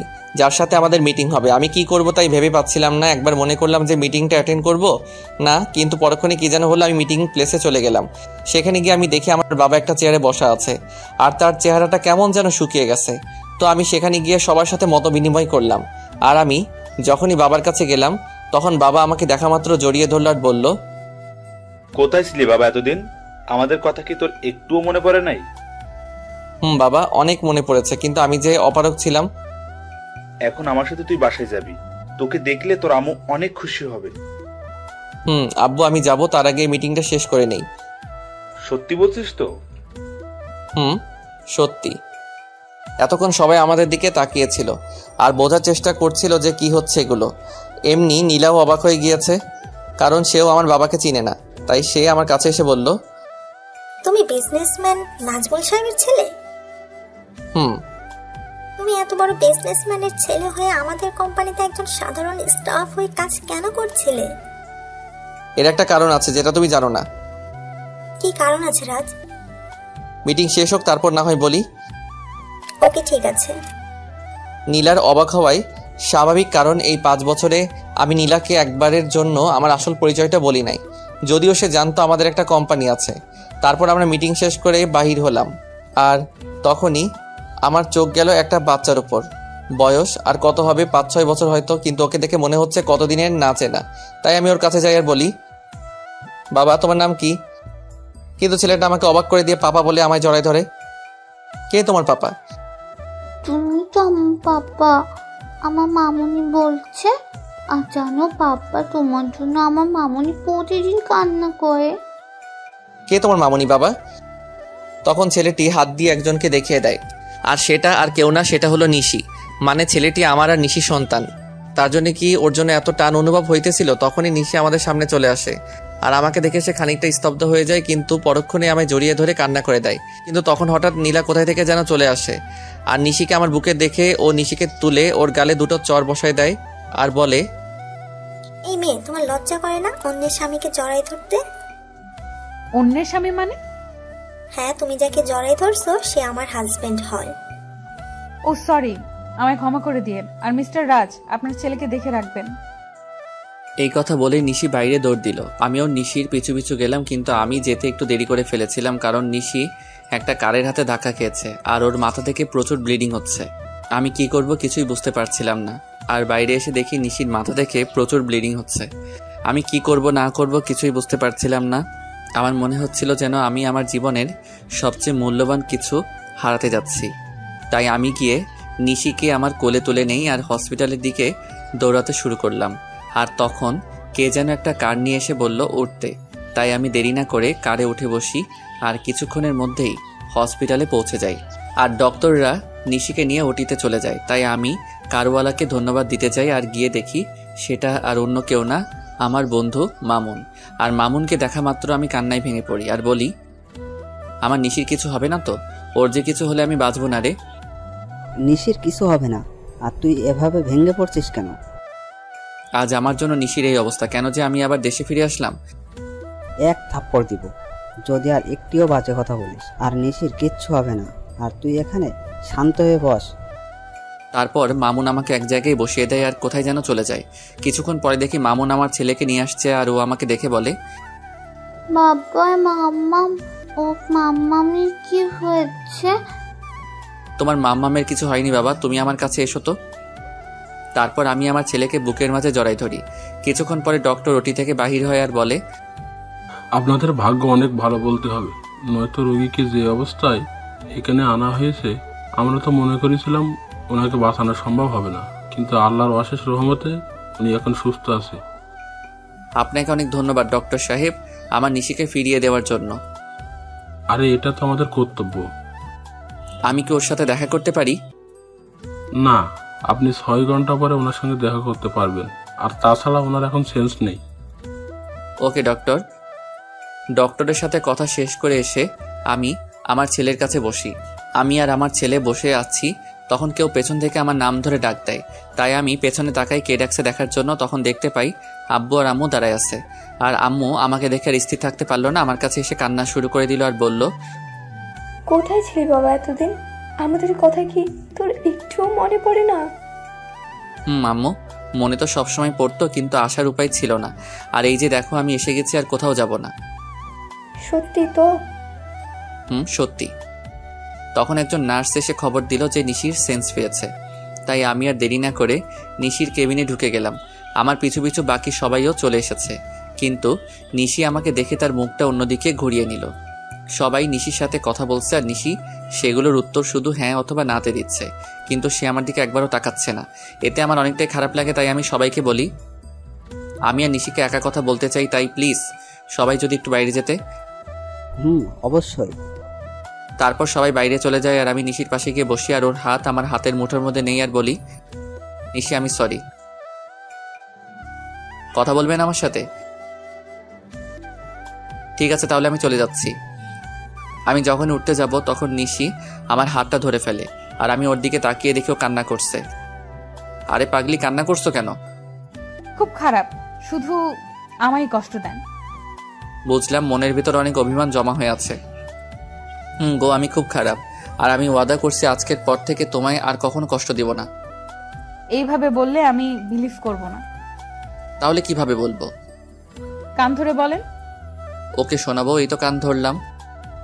ওই ফাজিল, আমি কি আমার কান ধরতে বলেছি নাকি? তো কি হলো?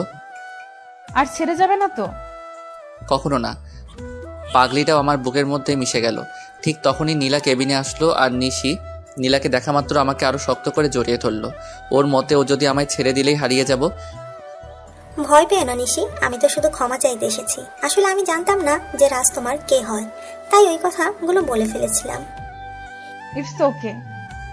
Thank you Nishi, and goodbye. বলে নীলা চলে যায়।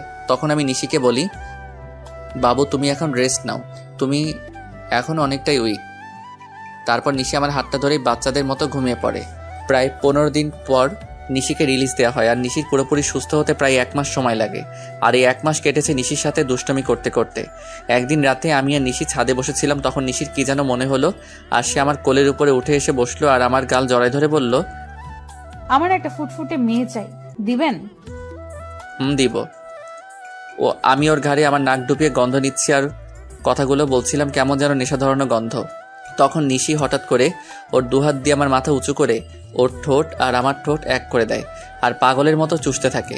নিশির এমন কাজ দেখে আমি খানিকটা অবাক হলেও পরক্ষণেই নিজেকে সামলে নেই, আর ওর কোমরটা জড়িয়ে ধরে নিজের দিকে টেনে আনি, আর ওর ঠোঁট চুষতে থাকি।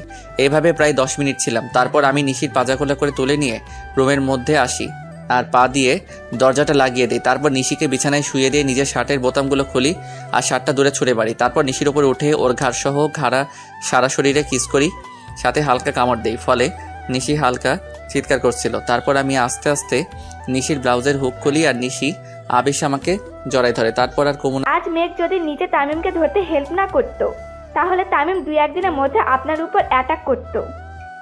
থ্যাংক ইউ রিধি, আজ তুমি না থাকলে আমরা কেউই বেঁচে ফিরতাম না। থ্যাঙ্কস তো মেঘের প্রাপ্য। সময় মতো কল না দিলে আমি ওখানে যেতে পারতাম না। তাহলে আমার সাথে ডিল ফাইনাল করতে যে আমেরিকা গেলে?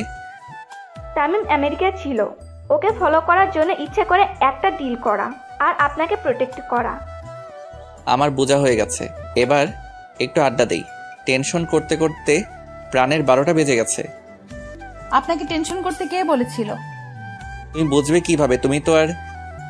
পুরোটা বলার আগে আকাশের মামুনি বলল, হয়েছে, আর টেনশন করতে হবে না।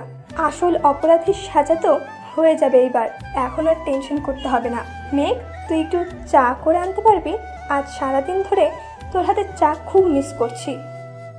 আচ্ছা মা, আমি চা নিয়ে আসছি। এরপর মেঘ রান্নাঘরে গিয়ে সবার জন্য চা নিয়ে আসলো। সবাই চা খেতে খেতে বেশ আড্ডা দিচ্ছে। আকাশ বারবার মেঘকে দেখছে, কিছু একটা বলতে চাইছে, কিন্তু সবার সামনে বলতেও পারছে না। মেঘ সেটা খুব ভালো করে বুঝতে পারছে, তাই এখান থেকে উঠে রান্নাঘরে চলে গেল। রান্নাঘরে গিয়ে ইচ্ছে করে অনেকগুলো রান্নার আয়োজন শুরু করলো। কিছু সময় পর রিধি চলে গেল। আকাশের মা রিধিকে অনেক রিকোয়েস্ট করলো খাবার খেয়ে যেতে, কিন্তু রিধি জরুরি কাজে চলে গেল। এরপর সবাই রাতের খাওয়া দাওয়া শেষ করলো। খাবার খেয়ে মেঘ আর তানহা ছাদে বসে বসে গল্প করছে। গল্প করতে করতে এক পর্যায়ে তানহা বলে উঠল, এখন কি করবি? কিছু ভাবলি? কি সিদ্ধান্ত নিলি? চলে যাব। মেঘ? হ্যাঁ রে, চলে যাব। এগ্রিমেন্টের 1 বছর পার হয়ে গেছে। কাল সকালে এই বাড়ি ছাড়তে হবে। আর বিপদ বাড়ি কি লাভ? মেঘ, তুই একটা বার স্যারের কথা চিন্তা করবি না? ওনার কথা চিন্তা করেই বলছি। আর তাছাড়া এগ্রিমেন্টে এটাই লেখা ছিল 1 বছর পর যে যার রাস্তা বেছে নেবে। আমার খেয়ালই ছিল না যে 1 বছর পূর্ণ হতে যাচ্ছে। মেঘ, তুই কি জানিস স্যার তোকে? আমাকে কি? মেঘ, তুই আবারও ভুল করিস না। একটা বার স্যারের সাথে কথা বল। আমার কোনো কিছু বলার নেই। তোর নেই, কিন্তু ওনার থাকতে পারে মেঘ। উনি যা বলার 1 বছর আগেই বলে দিয়েছেন। এখন আর নতুন করে কি বলবেন? তুই একটু এখানেই বসে থাক, আমি আসছি। তানহা উঠে নিচে চলে গেল। মেঘ বিড়বিড় করে কান্নায় ভেঙে পড়ে। একটু পর তানহা মেঘের কাঁধে হাত রেখে পাশে বসলো। আর মেঘ বলতে থাকে, কি রে, এসেছিস? এই কথা বলে তানহা মেঘের হাতে একটা ডায়েরি দিল আর বলল, এটা ধর। কি এটা? দেখতেই পাচ্ছিস একটা ডায়েরি। হ্যাঁ, তো এটা দিয়ে কি করব? পড়বি, এটা স্যারের ডায়েরি। স্যারের ডায়েরি আমি পড়তে যাব কেন? তোর এখন অনেক কিছু অজানা মেঘ, এটা পড়লে অনেক কিছু জানতে পারবি। কিন্তু কোনো কিন্তু না মেঘ, তুই পড়। ডায়েরির প্রথম লেখা ছিল আকাশের মেঘ মেঘ। লেখাটা দেখে কিছুটা অবাক দৃষ্টিতে তানহার দিকে তাকালো মেঘ। তানহা ইশারা করে পরের পেজটা উল্টাতে বলল। মেঘ তানহার কথায় মাথা নেড়ে সায় দেয়। পেজের দ্বিতীয় পাতায় উল্টিয়ে দেখে কিছু লেখা ছিল। আমি লাইফে আজ প্রথম দিন অফিসে জয়েন করলাম। কোম্পানিতে জয়েন করার পর জানতে পারলাম আগের ম্যানেজার আঙ্কেলকে চাকরি থেকে বাতিল করা হয়েছে। কিন্তু কেন বাতিল করা হয়েছে কেউ কখনো আমাকে জানায়নি, বা আমারও জানার ইচ্ছে হয়নি। আজ প্রথম অফিসে জয়েন করে বুঝতে পারলাম বাপি কতটা প্রেশারের মাঝে থাকতো। সারাদিন এত এত কাজ করেও বাসায় হাসি মুখে ফিরত আর আমাদের সাথে আড্ডা দিত। আমার দুঃখ একটাই, বাপিকে বুঝতে আমি দেরি করে ফেলেছি। আগে যদি বুঝে নিতে পারতাম তাহলে হয়তো এত তাড়াতাড়ি বাপিকে হারাতাম না। একটু একটু করে কোম্পানির সব দায়িত্ব বুঝে নিলাম। নতুন একজন ম্যানেজার নিয়োগ করলাম। দেখতে দেখতে কোম্পানিটা বেশ উন্নত হতে লাগলো। এরপর একটা করে নিয়োগ বিজ্ঞপ্তি পেপারে দিলাম, নতুন কর্মচারী লাগবে এটা উল্লেখ করে। এরপর কয়েকজনের ভাইবা নিয়ে সিলেক্ট করলাম। আজ আবার নতুন কর্মচারীর জয়েনিং করার দিন। নতুন একজন জয়েন করলো, তাও আবার একটা মেয়ে। দেখতে একদম পরীর মতো, টানা টানা চোখ, মায়াবী মুখ, বাঁকা ঠোঁটের হাসি, লাজুক মুখের চাহনি, একদম পরীর মতো দেখতে। যে একবার দেখবে সে প্রেমে পড়ে যাবে। আমারও ঠিক তাই হয়েছে। প্রথম দেখায় মেয়েটাকে আপন ভেবে নিয়েছিলাম, বাট জানতাম না যে মেয়েকে নিয়ে আমার মনের গহীনে অজানা একটা সুখের ঠিকানা গড়ে তুলেছি, সে মেয়েটা অন্য কাউকে ভালোবাসে। বাপিকে হারিয়ে পাগলের মতো হয়ে গিয়েছিলাম, কিন্তু ওকে দেখে পাগলামিগুলো থামানোর একটা মাধ্যম খুঁজে পেলাম। কিন্তু যেই দিন জানতে পারলাম পরীটা অন্য কাউকে ভালোবাসে, সেদিন আবারও খুব কষ্ট অনুভব করলাম। বুকের ভিতর কেমন যেন ব্যথা হতে লাগলো। মামনি আমার কষ্টগুলো মেনে নিতে পারছিল না, বারবার জানতে চাইতো। তাই একদিন মামনিকে সবকিছু বলে দিলাম। মামনি আমাকে সব সময় বোঝাতো, বলতো আমার ভালোবাসা যদি সত্যি হয় তাহলে একদিন সে আমার হবেই। আর আমার নিজের ভালোবাসার প্রতি বিশ্বাস ছিল, সেই বিশ্বাসটা হয়তো আমাকে বাঁচাতে শিখালো। এরপর থেকে মেঘ কখন অফিসে আসতো, কখন কি করতো, সবকিছু নজর রাখতাম আমি। এইরকম পাগল ছিলাম আমি ওর জন্য। ও হ্যাঁ, পাগল আমি এখনো ওর জন্য। মনের গহীনে আজও আমি ওকে অনুভব করি, কিন্তু সমস্যা তো বাদলো অন্য জায়গায়। এমনটা হবে কখনো ভাবিনি, কল্পনাও করিনি আমি। কি থেকে কি হয়ে গেল, মুহূর্তের মধ্যে সবকিছু শেষ হয়ে গেল। আমি কি করব ভেবে পাচ্ছিলাম না, কি করা উচিত আমার মাথায় ঢুকছে না। অবশেষে একজনকে পেলাম হেল্প করার জন্য, যে আমাকে প্রতিটা মুহূর্তে হেল্প করেছে। তাকে কৃতজ্ঞতা জানানোর ভাষা আমার জানা নেই, কিন্তু তবুও আমি তাকে ধন্যবাদ দিলাম। তার মাধ্যমে আসল ঘটনা জানতে পারলাম। হ্যাঁ, সে আর কেউ নয়, তানহা। একমাত্র তানহাই আমাকে সাহায্য করেছে। মেঘ তানহার নামটা দেখে মাথা তুলে তানহার দিকে তাকালো, তারপর আবার পড়া শুরু করলো। তানহা বলেছিল মেঘ নাকি তার খুব ভালো বন্ধু, আর তানহা ওর সম্পর্কে সবকিছু জানতো। যাই হোক, আমি মেঘকে ভালোবাসি এটা তানহাকে মুখে না বললেও তানহা কিভাবে যেন বুঝে গেল। আর তখন তানহা আমাকে এটাও বলল মেঘ নাকি অন্য একটা ছেলেকে ভালোবাসে।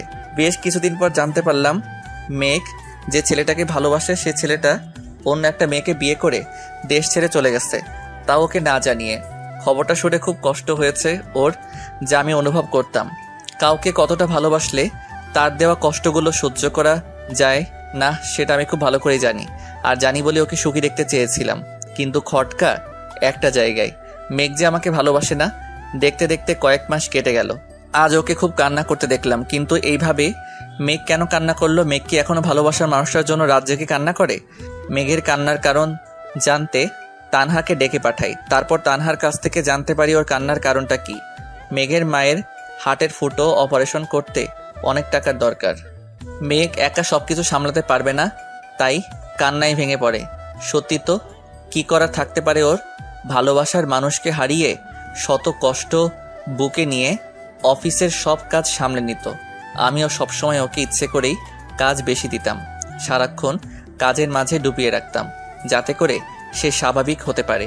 আমি জানতাম ওর মায়ের অপারেশনের জন্য টাকাগুলো কাজ ছাড়া দিলে দান হিসেবে দেখবে, ভাববে আমি তাকে করুণা করছি। কিন্তু সত্যি তো এটা, আমি ওর মুখে একটুখানি হাসির ছোঁয়া দেখতে চাই। তখন ভাবলাম ওকে টাকাগুলো আমি দিব, কিন্তু টাকাগুলো এমনি এমনি নিবে না, কি করব এসব কথা ভাবতে লাগলাম। এরপর যখন ওকে বিয়ের কথা বলতে যাব, তখন ওর প্রিয় মানুষটার সাথে দেখা হয়ে যায়, আর সে আমায় তার মনের কথাগুলো বলে। বেচারা অন্য দেশে গিয়ে নাকি অনুভব করেছে সে তার ভালোবাসার মানুষটাকে কতটা ভালোবাসে, তাই ওই মেয়েকে ডিভোর্স দিয়ে দেশে ফিরে এসেছে। আমিও খুব বোকা, সহজে তার কথাগুলো বিশ্বাস করে নিলাম। কিন্তু হাল ছেড়ে দেওয়ার পাত্র আমি নই, তাই আমি ওকে বলে দিলাম যে আমি তাকে বিয়ে করব, আর সেটা আজকেই। তখনই ও মেঘকে মারার হুমকি দেখায় আর অন্যান্যভাবে ব্ল্যাকমেল করতে থাকে। একটা সময় আমরা দুজনেই একটা সিদ্ধান্ত নিলাম, আর সিদ্ধান্ত এটাই যে মেঘকে বিয়ে করে যদি ওর মনে 1 বছরের মধ্যে আমার জন্য ভালোবাসা সৃষ্টি করতে পারি, তাহলে সে আমার, নয়তো তাকে তার অতীতের মানুষের কাছে ফিরে দিতে হবে। এরপর বাধ্য হয়ে তাকে আমার বাসায় চুক্তির বউ করে আনি। আমি চাইনি ওকে কষ্ট দিতে, কিন্তু আমি যে খুব অসহায় ছিলাম, ওই মুহূর্তে তার মাকে বাঁচানো ছিল আমার একমাত্র লক্ষ্য। এরপর মেঘকে বউ করে নিয়ে আনলাম ঘরে, কিন্তু ওর মন থেকে ওর ভালোবাসার মানুষকে মুছে দিতে পারলাম না। একটা মিথ্যা মায়াজালে বন্দি ছিল, সেটা বুঝতে পারলাম না। আজ ওর জীবন থেকে সবচেয়ে কাছের মানুষ হারিয়ে গেল। ওর মা ওকে এভাবে ছেড়ে চলে যাবে আমি বা বাসার কেউ কল্পনাও করিনি। সেদিন ওর কষ্টগুলো সহ্য করতে পারছিলাম না, ইচ্ছে করছে আল্লাহর কাছে কেঁদে কেঁদে বলি, মেঘকে কষ্ট দিও না আল্লাহ, ওর কষ্ট আমি আর সহ্য করতে পারছি না। সেদিন ওকে অনেক কষ্ট করে বোঝাই, মাকে হারিয়ে কেমন যেন হয়ে গেছে মেয়েটা। এরপর অনেক কষ্টের বিনিময়ে মেঘকে স্বাভাবিক জীবনে ফিরিয়ে আনলাম। আজ ওকে ছেড়ে 3 মাসের জন্য আমেরিকা যাব। জানি না এই 3টা মাস আমার কিভাবে কাটবে, শুধু জানি আমি আমার মায়াবতীকে খুব মিস করব। এরপর আর কিছু লেখা নেই। এরপর মেঘ কয়েকটা পেজ উল্টে দেখলো আরো কিছু লেখা। আজ দেশে ফিরলাম, 3 মাসের কাজ 2 মাসে শেষ করলাম। একটা ডিল ফাইনাল করতে যাওয়া। বাসায় এসে মেঘকে সারপ্রাইজ দিব ভেবেছিলাম, কিন্তু মেঘ যে আমার জন্য বিরাট সারপ্রাইজ রাখবে আমার জানা ছিল না। আজ 3 বছর পর মামনিকে হাঁটতে দেখেছি, আর সেটা শুধু মেঘের জন্য। দেশে ফিরে বারবার মেঘকে বলতে চেয়েছি, মেঘ আমি তোমাকে ভালোবাসি, কিন্তু কোথায় যেন একটা বাধা আমাকে আটকে দিত। এই একটা চুক্তির জন্য মেঘকে সত্যি কথাটা বলতে পারছি না। কি যে কষ্ট লাগে না বলা কথাগুলো চেপে রাখতে, সেটা শুধু আমি জানি। আজ আমার জন্মদিনে মেঘ আমার জন্য যে আয়োজন করলো, প্রথমে একটু কষ্ট লাগলেও ওর কথাগুলো শুনে নিজেকে খুব সুখী মনে হয়েছিল পৃথিবীর সবচেয়ে সুখী মানুষ একমাত্র আমি। কিন্তু ওর কথা দ্বারা এটা বুঝতে পারলাম ওর এই বন্ধন থেকে মুক্ত হওয়ার খুব ইচ্ছে। হয়তো মেঘ পারেনি আমাকে ভালোবাসতে, কিন্তু ও কি জানে, সে যদি এই বন্ধন ছেড়ে চলে যায়, পরের দিন আমি মারা যাব। ওকে ছাড়া বেঁচে থাকা আমার পক্ষে সম্ভব নয়। আমি কি করব এখন? মেঘ পেজ উল্টাচ্ছে, কিন্তু তাতে আর কোনো কিছু লেখা নেই। মেঘ ডায়েরিটা জড়িয়ে ধরে কান্না করতে লাগলো আর বলতে লাগলো, কেন এত ভালোবাসলেন উনি আমাকে? আমি যে তামিমের জন্য ওনাকে মেনে নিতে পারতাম না। বারবার মনে হতো আমি তামিমকে ঠকাচ্ছি, কিন্তু তামিম আমাকে এইভাবে ঠকাবে আমি কল্পনাও করিনি। আমি এটাও জানতাম না তামিম অন্য কাউকে বিয়ে করে আমার থেকে দূরে সরে গেছে, অথচ আমি কিনা তামিমকে ভালো ভেবে এসেছি। এইবার তো জানলি। উনি এখন কোথায়? জানি না, রুমে দেখিনি। মেঘ তাড়াতাড়ি নিচে চলে গেল। তারপর ডায়েরিটা রুমে রেখে মায়ের কাছে গেল। মেঘ মায়ের রুমে গিয়ে বলতে লাগলো, মা ওনাকে দেখেছেন? গাড়ি নিয়ে কোথায় যেন গেল, কিন্তু এখনো ফিরছে না কেন? মা আপনাকেও কিছু বলে যায়নি? আমাকেও কিছু বলে যায়নি, তাহলে কোথায় গেল উনি? মেঘ আকাশের ফোনে বারবার কল দিচ্ছে, বাট ফোন বন্ধ। এত রাতে লোকটা গেল কোথায়? এরপর মেঘ বলল, আমি এখন কিভাবে খুঁজবো, কোথায় পাবো ওনাকে? মেঘ টেনশনে পড়ে গেছে, কি করবে এটা ভেবে। তানহা মেঘকে বোঝানোর চেষ্টা করছে টেনশন না করার জন্য, কিন্তু টেনশন কি বলে হয়? টেনশন তো নিজের অজান্তে আসে। এরপর মেঘ বলল, তানহা আমার খুব ভয় হচ্ছে, উনি বাসায় আসছে না কেন? মেঘ তুই এত চিন্তা করিস না, একটু পর চলে আসবে। কাজ পড়ে গেছে হয়তো, তাই বেরিয়ে গেছে। তুই এত টেনশন নিস না। এত রাতে কিসের কাজ থাকতে পারে? রাত 11টা বাজে তানহা, তার কি একবারও মাথায় যায় না? কেন এভাবে বাসার সবাইকে চিন্তায় রেখে বাইরে গেল? এমন কেন উনি? মেঘ কপালে হাত দিয়ে টেবিলের সাথে কোণে লাগিয়ে বসে আছে। একটু পর কলিং বেলের আওয়াজ। মেঘ তাড়াতাড়ি করে উঠে গিয়ে দরজা খুলে দিল। আকাশকে দেখে একটু রাগের লুক নিয়ে কোমরে হাত দিয়ে ওর দিকে তাকালো। আকাশ একটু ভয় পেয়ে গেল। মেঘকে এভাবে দেখে একটু ভয়ে ভয়ে জিজ্ঞেস করলো, কি ব্যাপার, এভাবে তাকিয়ে আছো কেন? সরে দাঁড়াও, ভিতরে যাব। এতক্ষণ কোথায় ছিলেন? তোমাকে সবকিছু বলতে বাধ্য নই। কি? আকাশ কিছু না বলে মেঘের হাতে আলতো করে ধরে সামনে থেকে সরিয়ে ভেতরে গেল। তারপর তানহার কাছে গিয়ে কি যেন বলল। এরপর তানহা তাড়াতাড়ি মেঘের কাছে গিয়ে খাবার আনতে বলল। মেঘ ক্ষুধা লাগছে, খাবার রেডি করবি, আয়। উফ তানহা, আগে জানতে দে না উনি কোথায় ছিলেন এতক্ষণ। ধুর, সেটা পরে জানলেও হবে। আমার ক্ষুধা লাগছে, আগে খাবার দিবি, আয় দোস্ত। এই মেয়ে শুধু খাবার জ্বালা। মেঘ রাগে গজ গজ করতে করতে রান্নাঘরে চলে গেল। তারপর সবাইকে খাবার খেতে দিয়ে নিজেও খাবার খেতে বসলো। খাওয়া দাওয়া শেষ করে মেঘ রুমে চলে গেল। রুমে গিয়ে মেঘ তো পুরোই অবাক, কারণ টেবিলের উপর একটা কাগজ রাখা ছিল। আর সারা রুম খুঁজেও মেঘ আকাশকে পেল না। মেঘ পেপারটা হাতে নিয়ে দেখলো আর নিজে নিজে বলতে শুরু করলো, এটা কি? উনি এটা কেন করলেন? খুব শখ আমাকে ডিভোর্স দেওয়ার, তাই না? আজ দেখাবো মিস্টার কিভাবে আমাকে ডিভোর্স দেয়। এই বুঝে ওনার ভালোবাসা 1 বছরের সব অনুভূতি শেষ হয়ে গেল। এই জন্যই তখন বাইরে গেছিল। শয়তান বানর হনুমান কোথায় গেল এখন? এই ডিভোর্স পেপারের 12টা আমি বাজাচ্ছি। এই কথাটা বলে মেঘ রান্নাঘরে গিয়ে দেশলে আনলো।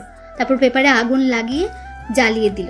পেপারটা পুরো ছাই হয়ে গেছে। মেঘ এক হাত দিয়ে অন্য হাতে তালি বাজিয়ে বলতে লাগে, এবার দেখবো আকাশ চৌধুরী আমাকে ডিভোর্স দেন কিভাবে। কিন্তু বজ্জারটা গেল কই?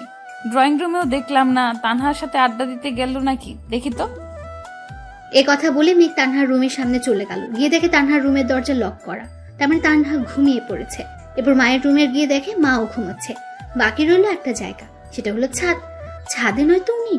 এরপর মেঘ নিজে নিজেই বলল, এত রাতে উনি ছাদে যাবে কেন? ধুর, এত ভেবে কাজ নেই, গিয়ে দেখে আসি। মেঘ ছাদের দিকে পা বাড়ালো।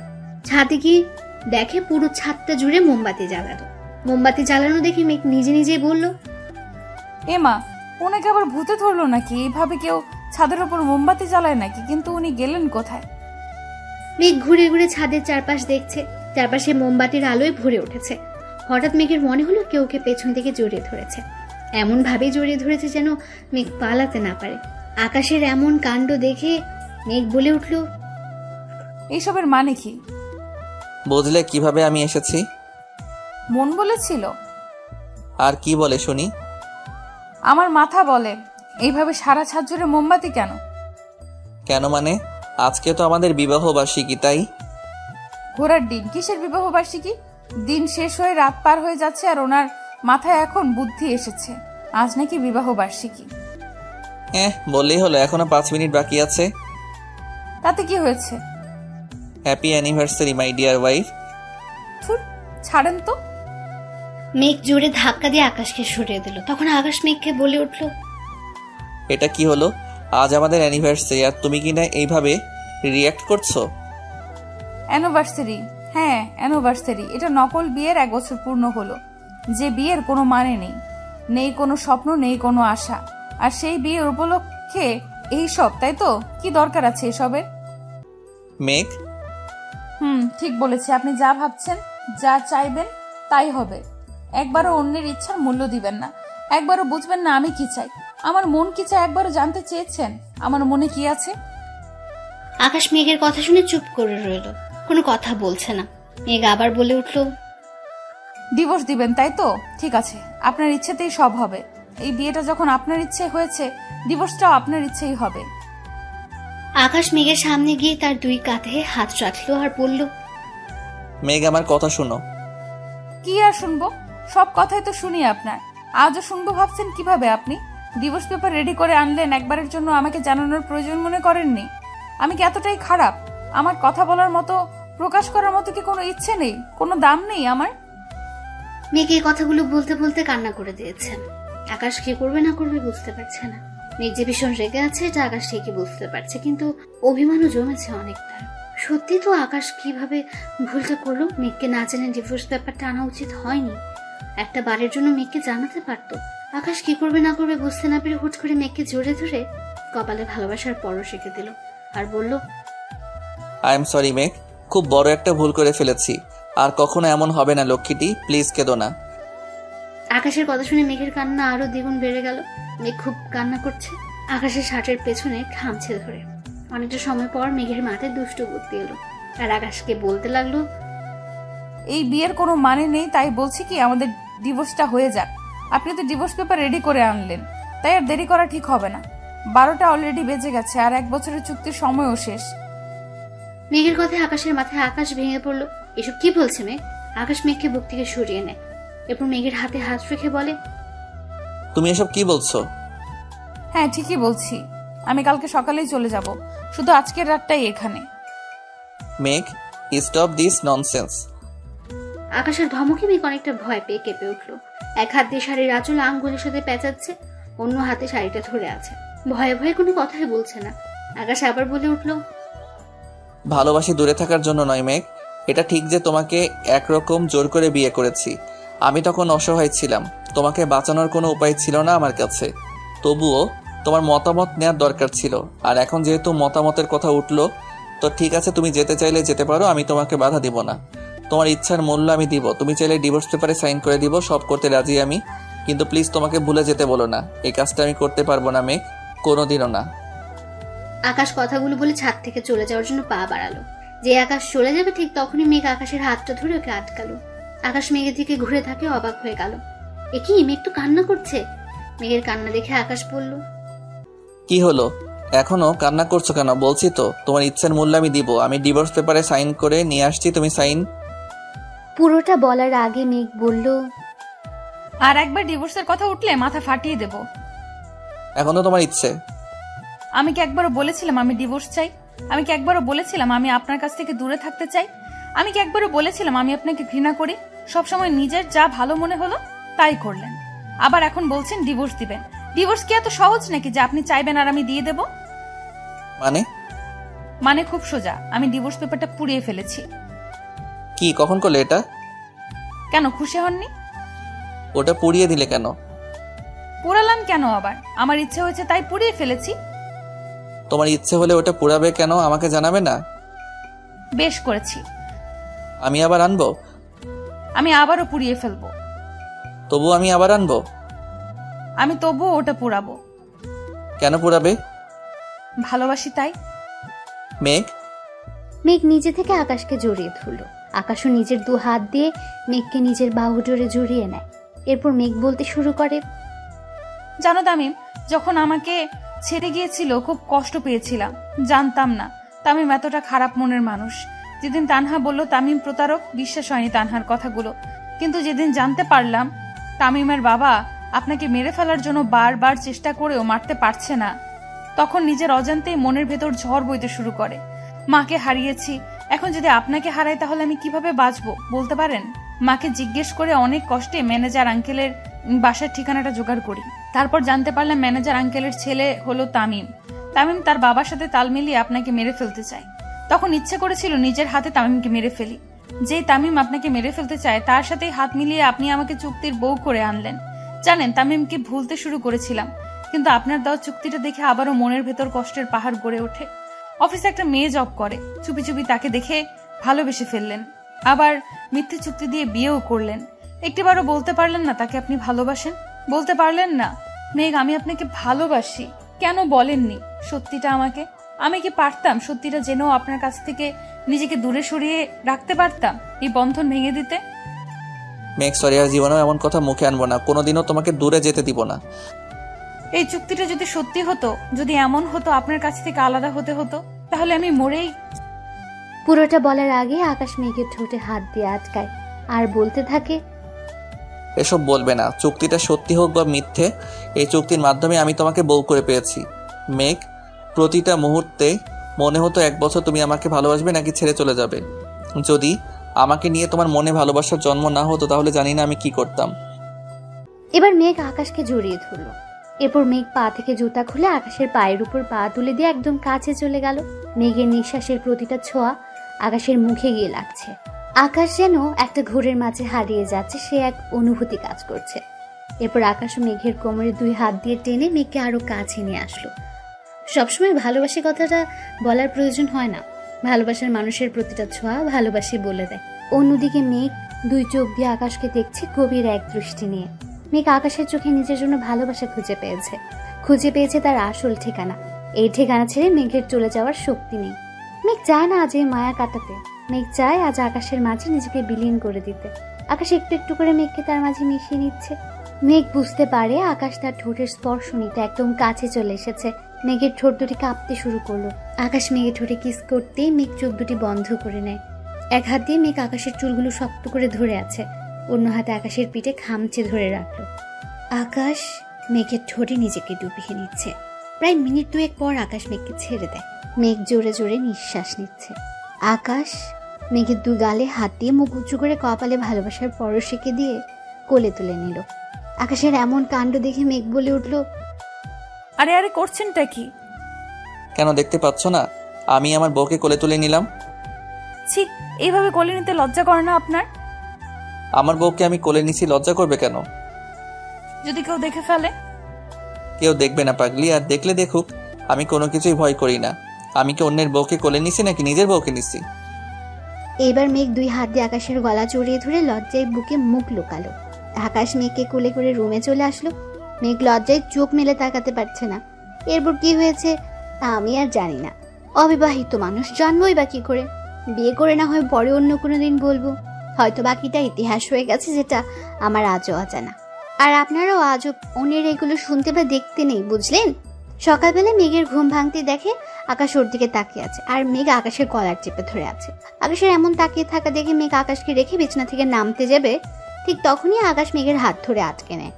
মেঘ নিজের হাত ছাড়াতে চেষ্টা করে, বাট পারছে না। এরপর আকাশ মেঘকে বলে উঠল, গুড মর্নিং তো বলে যাও।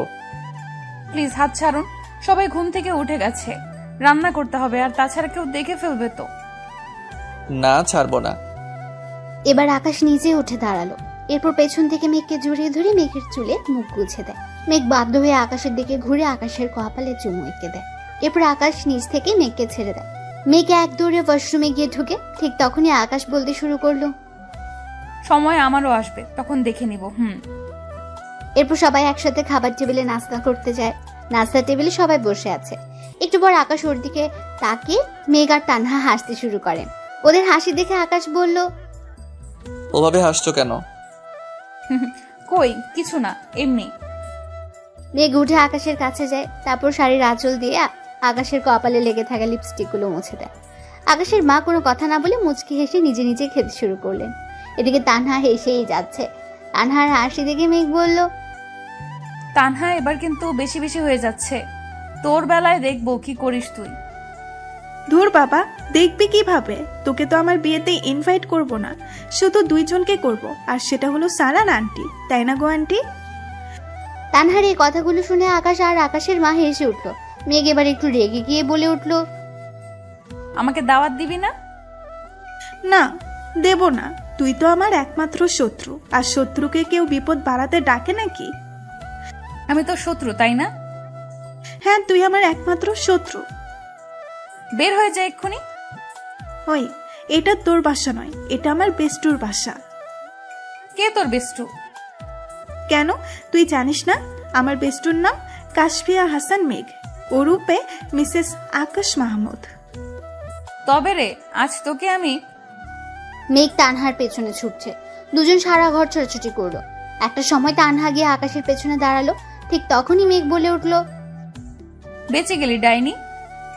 স্যার থুক্কু, দুলাভাই বলে আজ থেকে। দেখেন না আপনার বউটা কি শৈতান, নিজের বান্ধবীকে কেউ এইভাবে দৌড়ানি দেয় বলেন? মেঘ, এবার একটু থামো, বেচারি হাঁপিয়ে গেছে, আর ছোটাছুটি করতে পারবে না। আপনি ওর দলে? ঠিক আছে, আমিও দেখব। কি দেখাবে তুমি? আপনাকে দেখে নেব। 1 বছর ধরে তো দেখছো, আর কি দেখবে? ফুট ছাই, ভাল লাগে না। কথাটা বলে মেঘ রাগ করে সোফায় গিয়ে বসে। কারোর সাথে কথা বলছে না মেঘ। তানহা ওর রাগ ভাঙানোর জন্য মেঘের পাশে গিয়ে বসলো। মেঘ নিজের পা দুটি সোফায় তুলে 2 হাত দিয়ে ধরে পা নাচিয়ে যাচ্ছে। তানহা মেঘের কাছে গিয়ে বলল, মেঘ, বলছি কি, আমার বিয়েতে তুই 1 সপ্তাহ আগেই যাস। তোকে ছাড়া তো আমি কোণে সাজতে পারবো না রে। তুই কে রে? তোর বিয়েতে আমি কেন যাব? প্লিজ রাগ করিস না, আমি তোর সাথে ফান করছি। হ্যাঁ পারবি তো, মাও ছেড়ে চলে গেছে স্বার্থপরের মতো, এখন তুইও যা। আমার কাউকে লাগবে না, সবাই চলে যাও সবাই। মেঘ, আই এম সরি, আমি ওভাবে বলিনি, কেন ভুল বুঝছিস? মেয়ে বলে কি? আমি আবার কখন মরলাম? মেঘ চুপ করে আছে, কোনো কথাই বলছে না। মামুনি আবার বলতে লাগলো, আমি কি তোর মা নই? আমাকে তুই পর করে দিবি? তোর জন্য আমি আবার নতুন করে হাঁটতে শিখেছি, আর তুই কিনা বললি তোর মা তোকে ছেড়ে চলে গেছে। তাহলে আমি তোর কি হই মেঘ? মা। তাহলে কিভাবে বললি আমি স্বার্থপর? সরি মা। হয়েছে, আর সরি বলা লাগবে না। আমার তো তোকে নিয়ে কত চিন্তা হচ্ছিল, আমার ছেলের বোকামির জন্য না আবার তোকে হারিয়ে বসে, এমন এমন কাজ করে যার জন্য কষ্ট পায়। মেঘ মাথা তুলে আকাশের দিকে তাকালো।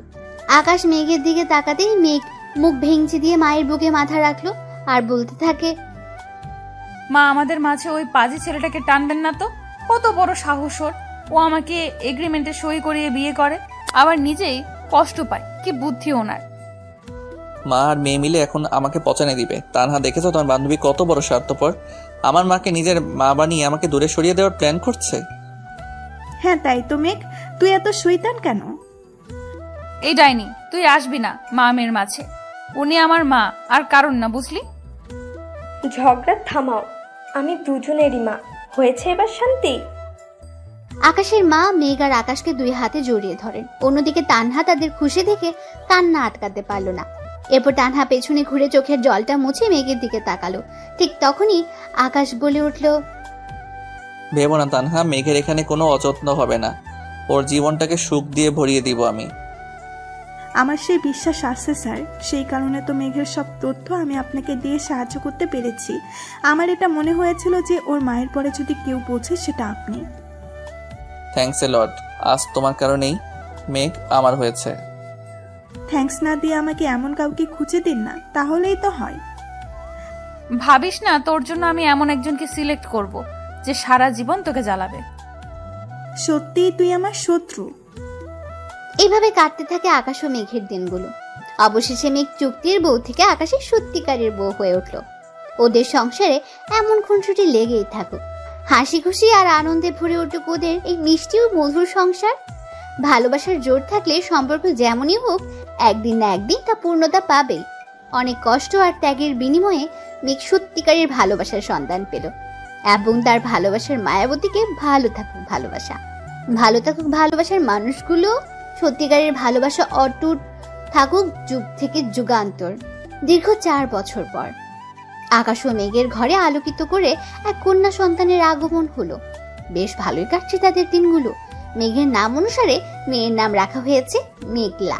আকাশের মা তার নাতনির সাথে বেশ হাসি খুশি সময় কাটায়। আকাশও ব্যবসা বাণিজ্য খুব ভালো করেই করতে থাকে। সবকিছুর মাঝে প্রতি শনিবার এলেই মেঘ ও তার পিচ্চি পরি মামুনিটাকে নিয়ে ঘুরতে বের হয়। এইভাবে তাদের দিনকাল কাটতে থাকে। আপনারা সবাই তাদের জন্য দোয়া করবেন, তাদের ভালোবাসা যেন সারা জীবন অটুট থাকে।